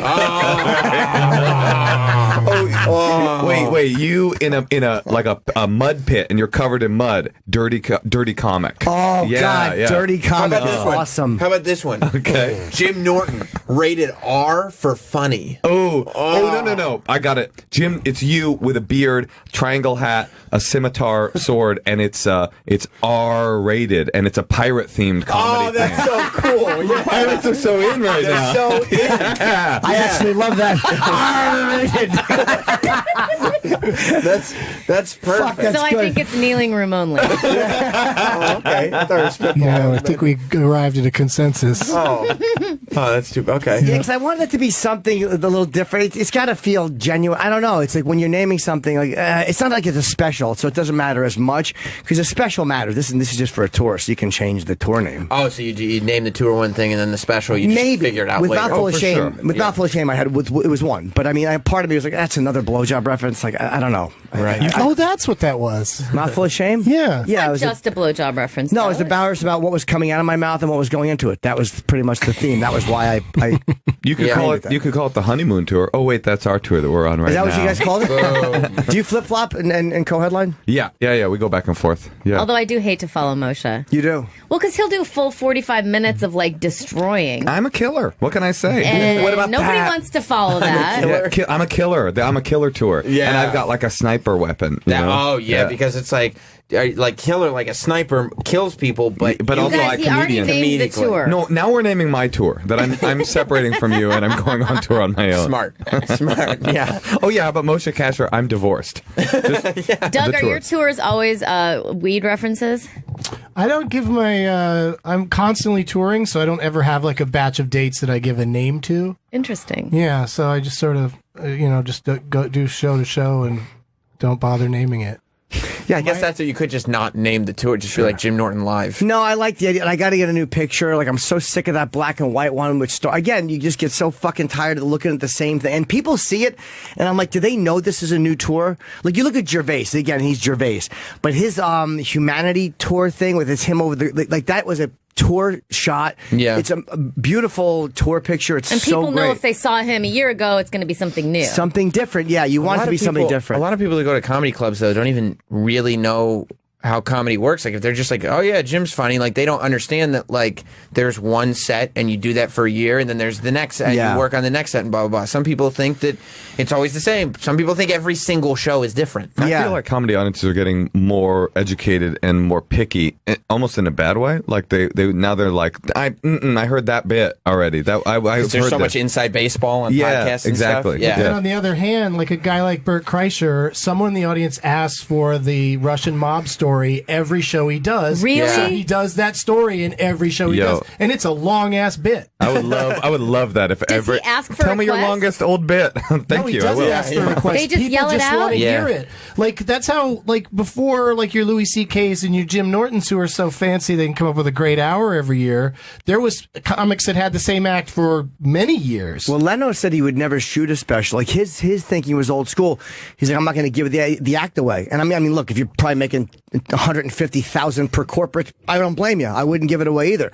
But that to me is a lot of guys didn't want to give their material away. Have I ever told you about my idea for the act? No. It's for dirty comics like us, Jim. Edgy comics like us. Absolutely. We all get together and we write 1 hour of corporate clean material together as a community, and then we can take corporate gigs, and it's a crowd shared. It's a shared mutual resource for all of us. Like, are you doing the act tonight? Because I got a Clorox gig. I'm gonna do the act. It's squeaky clean. I would go out to that corporate gig and just read it right off the paper. I wouldn't bother to memorize it. I would just just read it and see how it goes. Your audiences know what a corporate gig is? This is such a savvy show. Oh, they do. Yeah. They understand. We complained about that. I bet like the 20 dirtiest comedians in comedy could get together and with the hive mind create like a really great squeaky clean cruise comedy hour that would just be a banger that we could all share. Right. What a good idea. That's so funny. We got to do it. Like a think tank, but for corporate gigs. Right, yeah, I wish I could do them. I mean, there's money. I heard that, and again, I don't know if this is true. I heard Richard Jeni was getting like 40 or 50,000 a gig, like to go out and do an hour. And when you're a pro like he was, like, and he was so good. So it wasn't like selling out and difficult. The guy loved wearing a suit and just fucking. Do you have to talk about the product though? Like if it's for Clorox, like do you have to have like 10 Clorox? Probably not, unless you want to point out it smells like cum, but they probably wouldn't like that. No, Jim, dial it back. That's the area we didn't want you to go in, okay? So that's a perfect example. So I'm bleaching my asshole with Clorox. Wrong product. No. Yeah, I don't know. Like, but they always say, like, I've done a cup of pride. They'll go, look, be as dirty as you want. Like, you don't understand when you say that. Comedian dirty is different than your idea. Don't understand. What you're saying. Often say it. They're often like, just don't drop any F-bombs. And they're like, all right. I got some cunt bombs. Yes. How about N and C? NC and the other F. Are they okay? I always think about that when I see a funny, clean comedian like Nate Bargatze or something. Just like, oh, is he totally clean? Totally clean, and doesn't. There's no sellout. I didn't know he was clean. He's totally clean. There's no sellout to what he does clean because that's how he. It's who he is. That's who he is. He doesn't break a sweat. He doesn't have to run around and jump up and down. Like he just talks and it's fucking hilarious. Or Brian Regan, these people that just Regan. like naturally. Brian Regan has to work for it. That he does. No, I didn't mean that he does. That's not what I'm saying. He goes to work. Yes, he definitely works. What I'm saying is like that their comedic voice is already pre-clean. Yeah. And the money, just the money that we've missed out on. Well, Ryan Hamilton, you know Ryan? Yeah, Ryan as a example. stand-up, he's an ex-Mormon or whatever. He's a Mormon. He's fucking a killer. Yep. Tom Pop is a killer fucking stand-up. Like, he destroys like dirty comics. You're right. Totally clean. Doesn't matter if that's who you are and it works. It just doesn't. It doesn't feel like you're changing anything. Exactly. I admire those guys because it is kind of hard to do that. There's nothing worse than watching a dirty comedian try to do a censored set. It's just like the worst. I remember I was on a Tonight Show audition panel, like, showcase a long time ago, and there was this comedian in San Francisco whose the punchline was the people versus the attack of killer pussy, and it was a funny joke. I can't do it justice. And she goes, "This is for a Tonight Show. The people versus the attack of killjoy." It's like, that's what you've ruined. It's clean. That's the one thing you've accomplished is that it is clean. Your joke doesn't make sense. It isn't funny. She did not do the Tonight Show. You can't change the dirty ones and make them clean. Even words like fuck, like when you're taking a fuck out, if it's a cadence thing, like a lot of times I try to work material cleaner because it's easier to add fuck or shit or whatever as you're talking than removing it when it's got to be clean. I don't know. Most of the time you watch movies on network TV and you can never even tell where they've edited out the curse. That is mother fudger. Yeah, somebody tells me later that that's not the original and I never noticed. I had a joke on my Comedy Central special is like, it was supposed to be, have you ever noticed your ugliest friend's most afraid of getting raped? And they changed it to your ugliest friend's most afraid of getting attacked. It's not the same. Attack. I'm just terrified of attack. Is the Viet Cong here? Your ugliest friend is the most afraid to show her face. I did a gig once in Jerusalem. By the way, sorry to interrupt you. That would be very funny if they said that they made me change it and said ugliest, fattest. Hey, we're going to need to slightly adjust. The rape is fine. Also, that was pre-PC culture. That's still a funny joke, though. Like 10 years ago. Yeah, I was in Jerusalem once, and I was doing this club called the Off the Wall Comedy Club, Western Wall. Get it? Oh, wow. Anyway, So it's right near the Gaza Strip Club. And the clientele there, I guess, was like American religious kids that would come from like the local yeshiva. So he's like, you have to work squeaky clean. This is like probably like 10 years ago. And at the time, my like closer was the punchline was, "You don't speak French, you French faggot." And he was like, "You got to work clean." So I was like, "Okay, I got to find a new word for that." And French? Yeah. It was like, you don't, and then the punchline was, "You don't speak French, French faggot." Oh, you can't talk to people like that in France. It's pronounced faggot. That was the punchline, right? So I was like, I got to come up with a different punchline. So I came up with, "You don't speak French, you French piece of crap." And you can't talk to people in France like that. It's pronounced crepe. Okay. I thought that's pretty sophisticated. Bread to bread conversion. We've made it clean. Sure. We've kept the carb based got punchline. there. Yeah. So I do the bit. It goes really well. The guy comes up to me. I was like, "That was pretty good, right?" He goes, "Yeah, but here's the thing. You can't say crap." And I was like, "Dude, if you knew what the original punchline is, it's faggot." And he goes, "Oh no, faggot's totally okay." Wow. Yes. Somehow in his warped religious homophobic mind, like that's a completely acceptable word, but crap, off limits. So you had to change it back to faggot. Well, that was the end of the gig. Oh, The gig was over. He was just giving me some feedback. Still giving you notes. So funny. My Comedy Central half hour, I wanted to say fingering herself was the punchline, and they made me change it to Fisting. No, they made me change it to playing with herself, and it's just like, well, I'm saying the same thing with a less funny word. Yeah. Yeah. Fingering is fucking funny. Yeah. And playing with herself is, you still have the exact same visual. Yeah, it's Absolutely. creepy. Still a girl with her fingers in her twat. Yeah, classic. They have to. They have to. 10:25 a.m. Let's go to traffic. They got to put their stink on it. Like, you know what I mean? The standards and Yeah. practices, people, they just got to fucking. Speaking of fingering yourself, you got to put your stick on it. Yeah. They have to just justify why they have a That's what it paycheck. is. 100%. It's so irritating. It's not like, all right, look, you can't say fuck, change it to. It's these little this nonsense. It doesn't change Doesn't mean anything. anything. No, it doesn't. It doesn't make it cleaner. But they'll take credit for it later. Like, Well, oh 'cause no, I also- made sure that it was okay for TV. Totally. And also sometimes you know that it's true what you're saying, because sometimes they'll say you got to change it to playing with yourself. And you go, "I really need to say finger yourself." They'll be like, "Okay." Like, well, wait, why? Yeah. I thought I had to do it. Why didn't we start with the most Because liberal? in their heads, they're already cutting it from the show altogether. That's right. That's true, Because they right? make you go long in those half hours so they can cut stuff out. My second, I did 2 Lettermans, and the second one, there was 4 jokes they said I couldn't do. 4. One of them was about a girl being 18, and there was like 3 other really benign ones. And he's like, yeah, I'm like, you know what? And it wasn't to be a dick. I'm like, I don't think I should do the set. Because I'm going to wind up not being funny. It's not going to be good. I can't fix these. This is the joke. And he goes, all right, let me go back and fight for it at CBS. And he did. And he's like, all right, they approved all of them.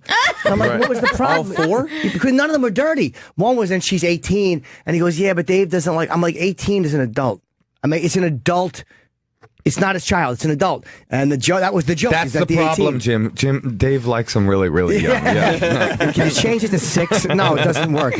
But Dave likes that. Yeah, That's it's a Dave. 2-syllable So joke. all of them were okay. All That's 4. crazy. Yeah, I forget what the other ones were. One was about someone being homeless or whatever. Like, he didn't like homeless jokes. Like, people have all these weird things to they try to protect the hosts from getting annoyed. And They're jokes have terrified. energy, and it's like you do them so many times, and like sometimes I'll think, oh, that might be a funnier punchline. You try it, and the joke's already got its rhythm, Yeah. So you it's very hard to switch out. Like sometimes there's really specific advice that's helpful. Like on Ellen, you can't say anything bad about animals. Like, she's such an animal Yeah, okay. lover.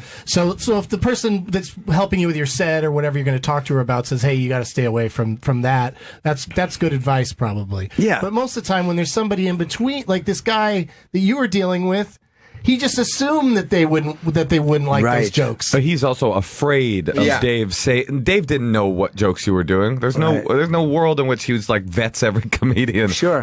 He's just like and obviously Dave Letterman's gonna be like, that was funny or not funny, depending on what, you know what I mean? How the reaction was. Yeah. Yeah. I didn't, Alan, you couldn't do Who's going to badmouth animals on Ellen, though? That would be funny. I have a whole thing about how elephants are cunts, and I'm doing it. So I'm skinning this mink, right, for warmth. It's not necessary. Yeah, and the Chinese are right. The meat does taste better if they're tortured.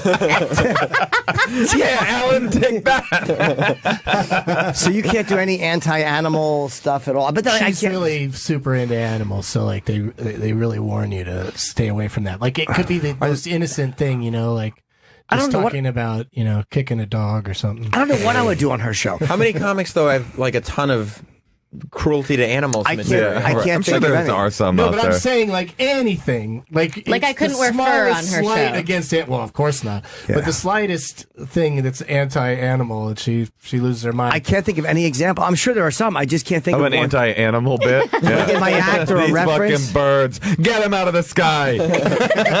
I don't do them because I don't have any pets. I actually tried a new joke the last 2 nights and it bombed because I did. What is no, the it's joke? stupid. I want to hear what Come the joke on. is. No, because I don't have any animals. Well, I'd like to hear what the joke is because I bet the audience was just fucked up. No, they weren't fucked Well, up. They- I can tell you if it's a good. This doesn't feel supportive or friendly.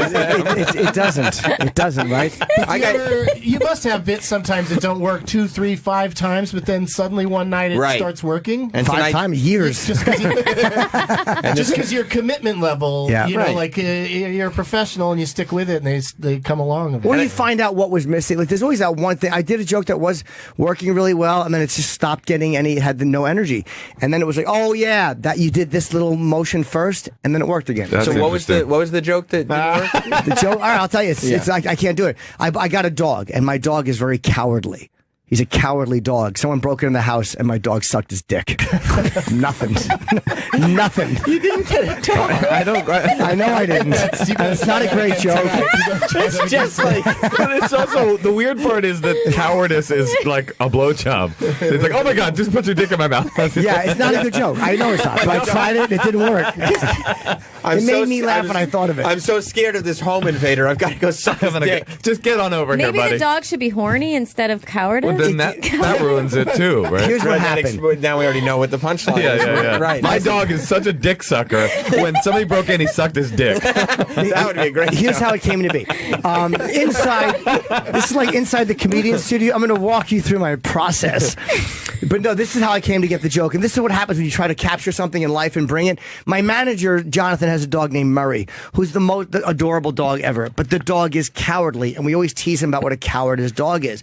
So we were talking, and it just off the cuff, he's like, yeah, my dog is cowardly. And I said something about, yeah, if someone broke in, Murray would suck his dick instead. Something like that. And we all laughed. But you can't capture that and make it alive again. Yeah. It was alive for 1 second, but Stupid tried to make it alive, and I just can't fix it. So. You could try bringing the dog out and have him suck your dick. To That would be awesome. As an act out. Yeah, as an act out. Or turn it into one of those bits where you're the person who said something really clever in that moment. You know, tell the whole story. So I'm like, yeah, or just come out in a dog costume and they'll get it. You know I'm crazy, right? You know I'll say anything. So then I said, It sounds like to me we are crafting your Ellen set right now as we speak. Yeah, I just can't do anything. Anything where you quote yourself, and then I go, Right. it feels too Then I self-indulgent. said, I oh my can't do God, it. yeah. It's awful. So then I killed. But anyway, that's not related. But I did kill that night. I did kill. How do you? I like those stories like where somebody a guy came up to me and said, hey, I'm a really big fan. You're one of the best out there. So anyway, you know, like he keeps the whole compliment in there when he's repeating the story. Yeah, it's kind of embarrassing and it's kind of self-congratulatory, and I can't quote myself like that on stage. And then I go, I'd rather have somebody else get the funny line and smash me. That's like blaming the audience when they don't laugh at the joke. Like, well, that worked with all the other audiences, so there must be something wrong with you. Well, guys. sometimes that's true. there are times where what was whoever comedian coined this as a genius. Never blame the audience, even though it's always their fault. I don't know who first said that, but I wish I had fucking thought of that. It's brilliant. Sam was in the audience and he didn't get one of my jokes. I'd go, that one got caught in your hair. Cowardly hair. Did you ever see when I said something that nobody laughed at, and I just went, phew, and I put my hand quickly over my head like it went over their heads. They got it. It was good. I made that noise too. Right. Actually, Chappelle last night did one of the only. He made one of the only too soon jokes I've ever thought was funny. I mean, it was About what? I don't know. He was talking about something, and he said I don't know what it was, but he said the words too soon, and I usually find too soon to be like a cringe-worthy.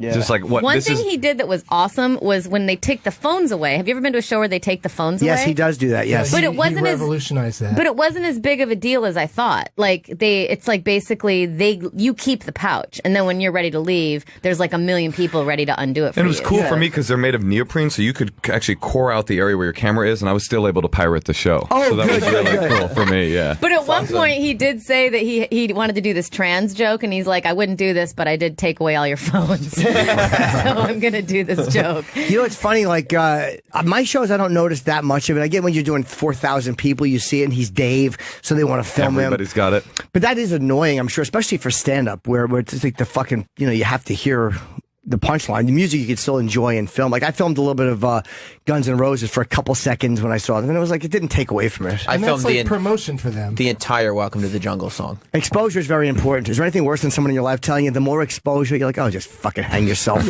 Shut up. The money's Have not you thought good, about but the doing a show? exposure. Have you thought about doing a show on Comedy Central? I used to get that. Have you thought about it? Oh, yeah. Yeah. I've thought about that. You should go down there. That's never occurred to me to do a show on Knock on Comedy their Central. door. Yeah, go see what they're up to. We have to wrap. You guys, Travis, our next guest is here, but it's going to cross you for over. having Yeah, us. hey, But we want you to stay, but they're telling us. No, please. Come see us in Philadelphia. Yeah, we're going to be in Philadelphia on Thursday, and then we're going to be in Chicago and Minneapolis next week. So please come, MosheKasher.com, NatashaLejeune.com. The Endless Honeymoon Tour, kneeling room only. It's That's a new. We just put a colon in it, and we did. Oh, we wow. You added should do that. I'll go up there in the intermission between you guys. But you're both really, really funny and really funny comics. That's a Yeah. great show. And it's, Yeah. it's legit. Yeah. You're married. Yeah, we are married, and we're giving like live relationship advice to people in the third act of the show. So Oh, she cool. does a set, I do a set, and then we bring couples up and we fuck with them. So it's been That's it's great. been fun. Wow. Yeah. All right, we'll see you guys again. Thanks Really, for having us really on. great surprise to have Bye, you guys come See you in. later, man. Natasha and Moshe, thank you both. And I guess we'll bring in Venus Lux now. She's late, but I guess it worked out that you guys were here. Sure. Perfect. Bye. Yeah, Bye. we'll keep 6 off. We could put her right Fun out there. Let me Yeah. see. 5 is now off. Someone is fucking knocking it out of the fucking box with the. That's still not the phrase. It is. Hi, Venus. How are you? Hello, Venus Lux. Hi. Welcome to the show. I think I've seen you before. I think I've seen you before, too. Where do you think you've seen me? Have you done the show before? Have you seen him, or did he fucking walk into your hotel room? No, I think I'm probably watch your stuff. Oh, yeah? I know you're. I know you. Okay. She's pointing at Doug, not I you, watch all your Sam. stuff. That's me. She said she thinks she watched my stuff, and then she pointed at Doug and said, I know I watched your Yeah. Oh, see, watch So that sorry. stuff. Well, one thing I know about Venus, you smoke a lot of pot. Hell yeah, I'm in California, dude. Yeah, and so and Doug's whole. Yeah, I don't know how Doug. You've made like an amazing, because there's so many entertainers get high. You've made an amazing industry out of making that your thing. Like Cheech and Chong had it as their thing. How you've done that is just it's brilliant. Like, Well, I just started, once I started getting heavily into smoking pot, because I was late into it. I didn't smoke really till I was like 28 and on the road with other comics. But it coincided with comedy being more honest and all of us just sort of talking about our actual Sure. lives and just making it funny and putting jokes into it. And so I just started talking a lot about being high. And people, responded so positively to it Right. that it sort of became my thing. But I don't have to. Now I can just go on stage and talk about whatever I want to, and it doesn't have to all be about pot because everybody knows I'm high the whole time. Right. So at least I'm, keeping it up in that regard. and we wanted to talk to Troy. Maybe you could look up this. This story. The reason I tweeted last night, I tweeted something about, hey, why can people stop acting like getting caught with a trans girl is the same as being busted with anthrax? And the reason I tweeted, people thought I was just being gratuitous, but the reason I tweeted that was just, it was in relation to a story I'd been fucking following all day, and and Sam didn't even know this story, so maybe it wasn't as big as I thought it was. But this singer Bobby Valentino, do people know who he is? I did not know who he is. I think he might have had like a hit like years ago. But I mean, it's not like a big. But he's a bigger singer than I thought, because people all across hip hop were talking about him getting caught, like in some girl's room, and she was filming him running out. I don't know if he was supposed to pay her or not, but he's running out of her room, hiding. He's got his fucking. See if you can see the video. That's it. Oh snap! Let's see. Oh, he's got no pants on. Wait, Giveaway. this music playing. That's in the video.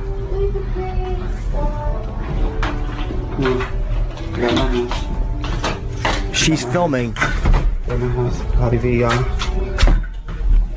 He made the. He got his pants on and got the hell out of there. Listen, You forgot your shoes and your keys. he left his shoes and his keys. You want for to bet? her. Bring me some money.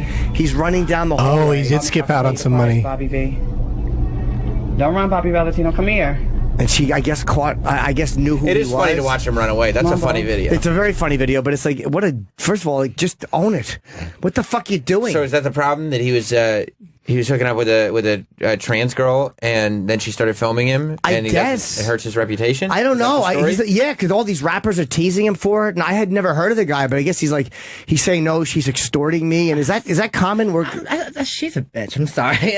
That's really fucked up to do, but at the same time, I don't know much of that story. I don't either. Is she a bitch though? If he came and was, does it seem likely that he was supposed to pay her and didn't? I mean, that doesn't make sense.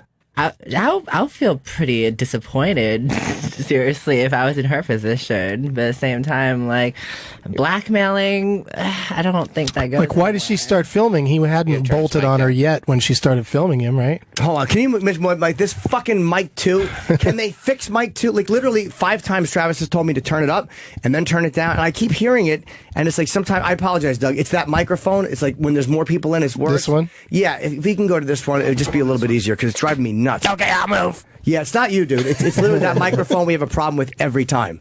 And Travis, you let me know. I keep turning it up and down, and it sounds okay. Yeah. It's the studio. Right. Yeah. So, do you know what rappers are teasing him? I know Snoop was, and a whole bunch of them are just. Snoop was teasing him? Yeah. Really? Yeah. For having sex with a transsexual? Well, yeah, it's this whole thing, like, or just because it's humiliating watching him run away. No, because Snoop's like, what are you doing in there with a man in a dress? Like, Snoop's just being a cunt about it. Oh, is he? Yeah, oh, shit. I want to see that. Yeah, maybe we could find that, because that is a little off for somebody as mainstream as Snoop is. Just being a douchebag. He can say whatever he wants. Though. Again, rappers are never fucking. Whatever they say is fine. Nobody ever cares. It's World Star. Right? Yeah, it really is a world into itself. Right. Wow, Natasha has really hot ears. Yeah, she does. She does. That's my favorite thing about her. For me. If her and Moshe ever break up, it's her ears that I want. I meant warm ears, not sexy ears. Okay. Oh, yeah, there he is. But they're both. Yeah, Lil Duval just got in trouble. He did the Breakfast Club. Who's that? Lil Duval's a comedian. Oh. And he was making, Janet Mock? I don't. You know Janet Mock Janet is? Mock, Yeah, she's a very big trans advocate. Advocate and author. Yeah, never heard of her. Very smart lady. But I guess her book, she had done the Breakfast Club the day before. And so he went on their show and was just kind of making jokes about, like, yeah, she's not going to trick me, blah, blah, blah, blah. Like, that's a dude, blah, blah, blah. And was making jokes like that. And the Breakfast Club has taken a lot of heat for it. Because Laverne Cox saw it, and people are really. But was he joking? If you're being funny about something, it's like whatever. But if you, again, I don't think you should get in trouble for any of it. It's just, I just think Snoop's being an asshole. I think I remember a little bit about it as well. It wasn't really. It was just kind of targeting the transgender people as a general. Yes. It wasn't really targeting Janet Mock, but there was like supposedly a couple of days right before she was going to go on air, and her book was on the desk, and I think that's what started the. Mm-hmm. But it was like the joke was like, oh no, I'm never gonna fuck a dude, da da da, that sort of. Yeah, I mean, watch Snoop. I mean, again, Snoop should say whatever he wants. What I hate about guys like Snoop, it isn't that he says what he wants. But then Bill Maher does an N-word joke, and all of a sudden rappers are fucking suburban white ladies, and they're all like, oh my goodness, oh hey, yeah. How could he say that? I wouldn't care so much if it was like a rapper that had. That was like didn't have any real mainstream whatever, because who are you going to complain to? But when it's the guy in the Hot Pockets commercial, all of them. Like, what are you doing, Snoop? But what are you doing? That's what drives me crazy about these guys is the fact that they're so fast to want to see a comic or somebody get in trouble, but they want to go out and say whatever the fuck they want. It's interesting because it's like when it's a comedian doing something against what's perceived as his community. Right? Like, he's like, oh, I'm the victim here, and we got to get this guy off TV. Yo, that's our term. That's our term. Except you can't use it. When it's another community. They don't give a fuck. No, not only do they not give a fuck, they're in on the joke. Yeah, exactly. So it's like, it's just fake. It's like shaming. It's just shaming in this community, which I'm just like, I don't get. I'm like, end of the day, like, you did talk about pimping hoes or, and going to strip clubs, but this is not okay. Yeah, you don't drop an N-bomb, but it's okay. Yeah, like talk about pimps and hoes, even though a lot of prostitutes are beating up girls. I'm like, really? Let's see what the D.O. Double Jizzle said. All right.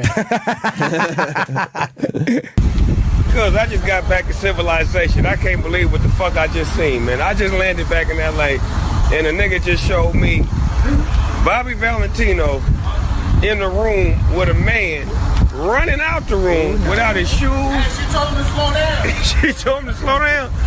Bobby, man, come see me, brother. Come see me. We got to talk, Bobby.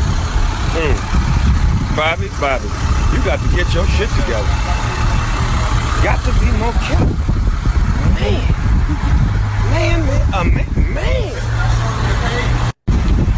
So I don't mind the him teasing Bobby Valentino stuff because he is worth teasing when he's running out of there hiding his face absolutely. and stuff. But the stuff like Getting together is good advice, but saying that he shouldn't be with a man is like that's where it starts to get it doesn't bother. Like I'm not offended by it. It's like this is his opinion. He should say it. But then again, the next time someone else gets in trouble for saying something, shut your fucking face. Just shut up. Right. If it's okay by one, it's okay by all. Of course, but none of them look at that. None of these fucking supposed rebels or mavericks look at it that way. But anyway, it was funny to watch the guy running away. And some of the guys, though, in these videos, there's a whole compilation I watched of all these rappers talking. You were in on this. I literally, you know what it was? I had not heard of any of this shit. And I'm at the cellar, and a couple of the black comics were talking about it. And they were like, oh, shit. Like, they reacted so strongly. I had to peek at it. I'm like, who is Bobby V? I don't know this fucking guy. I literally thought it was the fucking ex-manager of the Mets. I swear to God. When they said Bobby V, I thought they meant Bobby Valentine, of the manager of the Mets. Oh, Chris Brown had something to say? It was Chris Brown, yeah. This is a bunch of rappers, I believe. Yeah, but I mean, of all people. Let's see what Chris Brown said. To not criticize a scenario of a... Can somebody please tell me what the fuck is going on? Hold on, I know what's going on. He beat up a girl. Yeah. He beat up a girl. He bit her face and threw her against a window. He beat up a girl. That's what he did. I'm reading headlines after headlines. What the fuck? That's really what the fuck I want to know. What the fuck is going on? And again, he wasn't very specific about it. Right, he didn't actually say Bobby anything. Valentino got to stop his shit, blood. Oh, this is a... He bugging out. Yeah, Jay. I did a record with that nigga before. Bobby Valentino, you out here out of line, boy. 2 words. I don't know who this guy is. You're bugging, my nigga. Don't try to lie the next guy. No, I heard this guy was good at the end. Oh. When I get Bobby fucking out. This nigga Bobby is where you hanging out that this is just happening like out of nowhere they just making these malicious stories of you, but you're in these areas with these transgenders. What's going on, Bobby? If that's what you want to do, At least it's claim it, my nigga. That's great. Exactly. Good call, Jim. That's great. And he should, by the way, because he goes, claim it. He should be laughed. That's the point, right? Like, you should laugh at Bobby Valentino for having to hide this thing and to run away and to do the whole thing, like to not just owning up to being like, hey, this is the chick I'm hanging out with right now. But in fairness, if he did claim it, they'd all talk shit about that and call him a faggot and whatever they would call him. So some of them would, for sure. Well, yeah. Look at Kanye's mother-in-law. It's Caitlyn Jenner. Yeah. That's true. Yeah, that's true. You mean Kanye? The I believe he was referred to as a finger in the booty ass bitch. Exactly. Exactly. And I respect my favorite thing about him is I have something in common with him. Yeah, finally you found some common ground with Kanye. I fucking love it. I love a digit moseying around in my rump. You don't mind it? just a little finger man going on an exploration. But I did like that guy going, just claim it and be that. That's what drives you crazy. It's like, just stop fucking hiding. And that's what he should get teased for, I think. It's the running away when she goes, Bobby Valentine, you forgot your shoes. I mean, it is. And your keys. You forgot your keys, Bobby V. First and last name. Oh, he was so. But I thought, like, have I ever? It would be embarrassing because you just made the Macaulay Culkin and Home Alone face. Like, well, nobody wants their private stuff out there. Like, even if you're totally heterosexual and you just fuck your wife, you don't want the dirty things you've said to your wife out there. It's embarrassing for any of us, no matter how traditional you are sexually. It could be his first time. You don't know. This would be his first gambit at, getting a girl. I'm going to say this. It's not his first time. Let me tell you this. As somebody who has dabbled for 30 years. Dabbled. No one's luck is so bad that you do something you're quiet about and the first time it gets caught on tape. No one. Yeah. No one. That's like, what's his name at Hot 97? Mr. C, who got caught I think 3 times or something like that with a trans girl, like a prostitute in the car. Yeah. He didn't just go 3 times and get caught every time. No. You know what I mean? This was a habit. And then he went on the air and he still wouldn't really own up to the fact Doesn't that he own it now, though, or no? Or he doesn't really say, he's not. Before he was like, oh, they tricked me. He's not saying that he was tricked anymore, but he's not fully embracing the fact that this is just what he's into. There's a weird thing. There are people that have been fooled. The majority of us know we're not being fooled. We know exactly. When you first started dabbling, was it because somebody fooled you? I have been, yes. The story I told is a very 100% true. Where I rubbed the girl's back while she was sucking my dick, and I was like, "What a large back for a girl." That's a completely true story, and it really did freak me out at that time. But she didn't lie. She just got in the car, and that I did not know. But there's been a couple of other times. I actually did this confessional thing in Montreal where I told the story about how I said that I didn't know something, but I actually knew. You knew. I knew. Yeah. And believe me, now I always know. You kidding me? That's what I look for. But again, just own it. Who cares? I'm not different or unique. It's hard if you're married, I'm guessing. Even if you're out just cheating. If you're married, it's a little bit. Or even try to learn about transgender sex. You know, it's like if you could find a transgender woman with a penis on the street that easily, I think people will learn how to practice sex in that kind of atmosphere and just learn to build and start to own it. But because it's still kind of taboo, you know, it's all behind closed doors, and to a point where it's like there is no education, where basically you need to pick up a giant mock book. Are you? We only have 2 minutes left in the entire show. You came in late today. You were going to come in at 10. Yeah, sorry. That's all right. It's at Venus Lux LUX on Twitter. She's on trans people time. Yes, that's right. TPT. And are you really deaf in one of your ears? Yes, I overslept, and that's why I slept on my good ear. I was like, do you have to do that? Like you won't hear your alarm if you're sleeping on the Yes, I have to sleep on my right ear so I can hear it. We might have talked about this already. My memory stinks, so every interview is new to me. Were you born deaf or did you get an injury? Born deaf. So I have a silicone implant, but it needs to be replaced, or I get a freaking hearing aid, but I might just step on it if it pops out. Does it help, the silicone implant? It did help, but it's expired, so I had to kind of change it out. It's been 10 years. Do you talk louder in real life? A lot of times deaf people don't have a volume, but I've never noticed you speaking loud. Oh, wait till we go outside. You do talk loud? Yeah, I'm like, what? What? Colin has bad hearing in one ear. Colin Quinn. Really? Just because he's older. He is older, yeah. He probably banged his head on something when he was drunk. I'm 60 years old. You just can't tell. Oh, wow. Yeah, you look really good. Yeah. What are you in town promoting? Because, again, we're running out of time. I'm promoting my next new DVD with Jessica Drake from Wicked. I hosted the Porn Awards with her. I like her, yeah. Yeah, she's awesome. Her next DVD showcase featuring First Time Ever with Trans Women, me, Aubrey Kate, and Domino Presley. We do a 4-way girl gangbang orgy for her DVD, Jessica is Wicked. Coming out in September. Okay, awesome. All right, well, everybody, if we're plugging stuff, sure. Go to highlineballroom.com. At noon. At noon. In 1 hour, the Sam Roberts Wrestling Podcast tickets go on sale for the live show that's in 2 weeks. So we're going to push hard to get tickets sold now. So get them now before they sell out, hopefully. Yeah, and Sam will have good guests. I mean, obviously, it's going to be a really fun show. I have total faith it will be, because everyone in wrestling loves Sam. So if they're in town, they will go to support him and do a live show. And Soder is so brilliant and funny. It'll be great. Really and he loves fun. wrestling. My Macho Man's a little bit better. It's gonna happen. It's a good Macho Man. I'll maybe stop by and do it as a surprise guest, even though I'm not invited. It's okay. And the new Chip podcast is up. Check it out. And Doug? DougLovesMovies.com. Yeah, the brilliant live podcast that Doug does is so much fun if you've never seen it. So I guess tomorrow, anything to plug for tomorrow? Who do we have? Normand is coming in tomorrow. Okay, cool. Yes. Do not forget, check out at noon, go to highlineballroom.com. Yep. And get Sam's tickets for that first live wrestling podcast. Thanks, man. All right, and thanks, Venus and Doug. Thanks. Oh, and Natasha and Moshe. Check them out during the honeymoon tour. Philadelphia.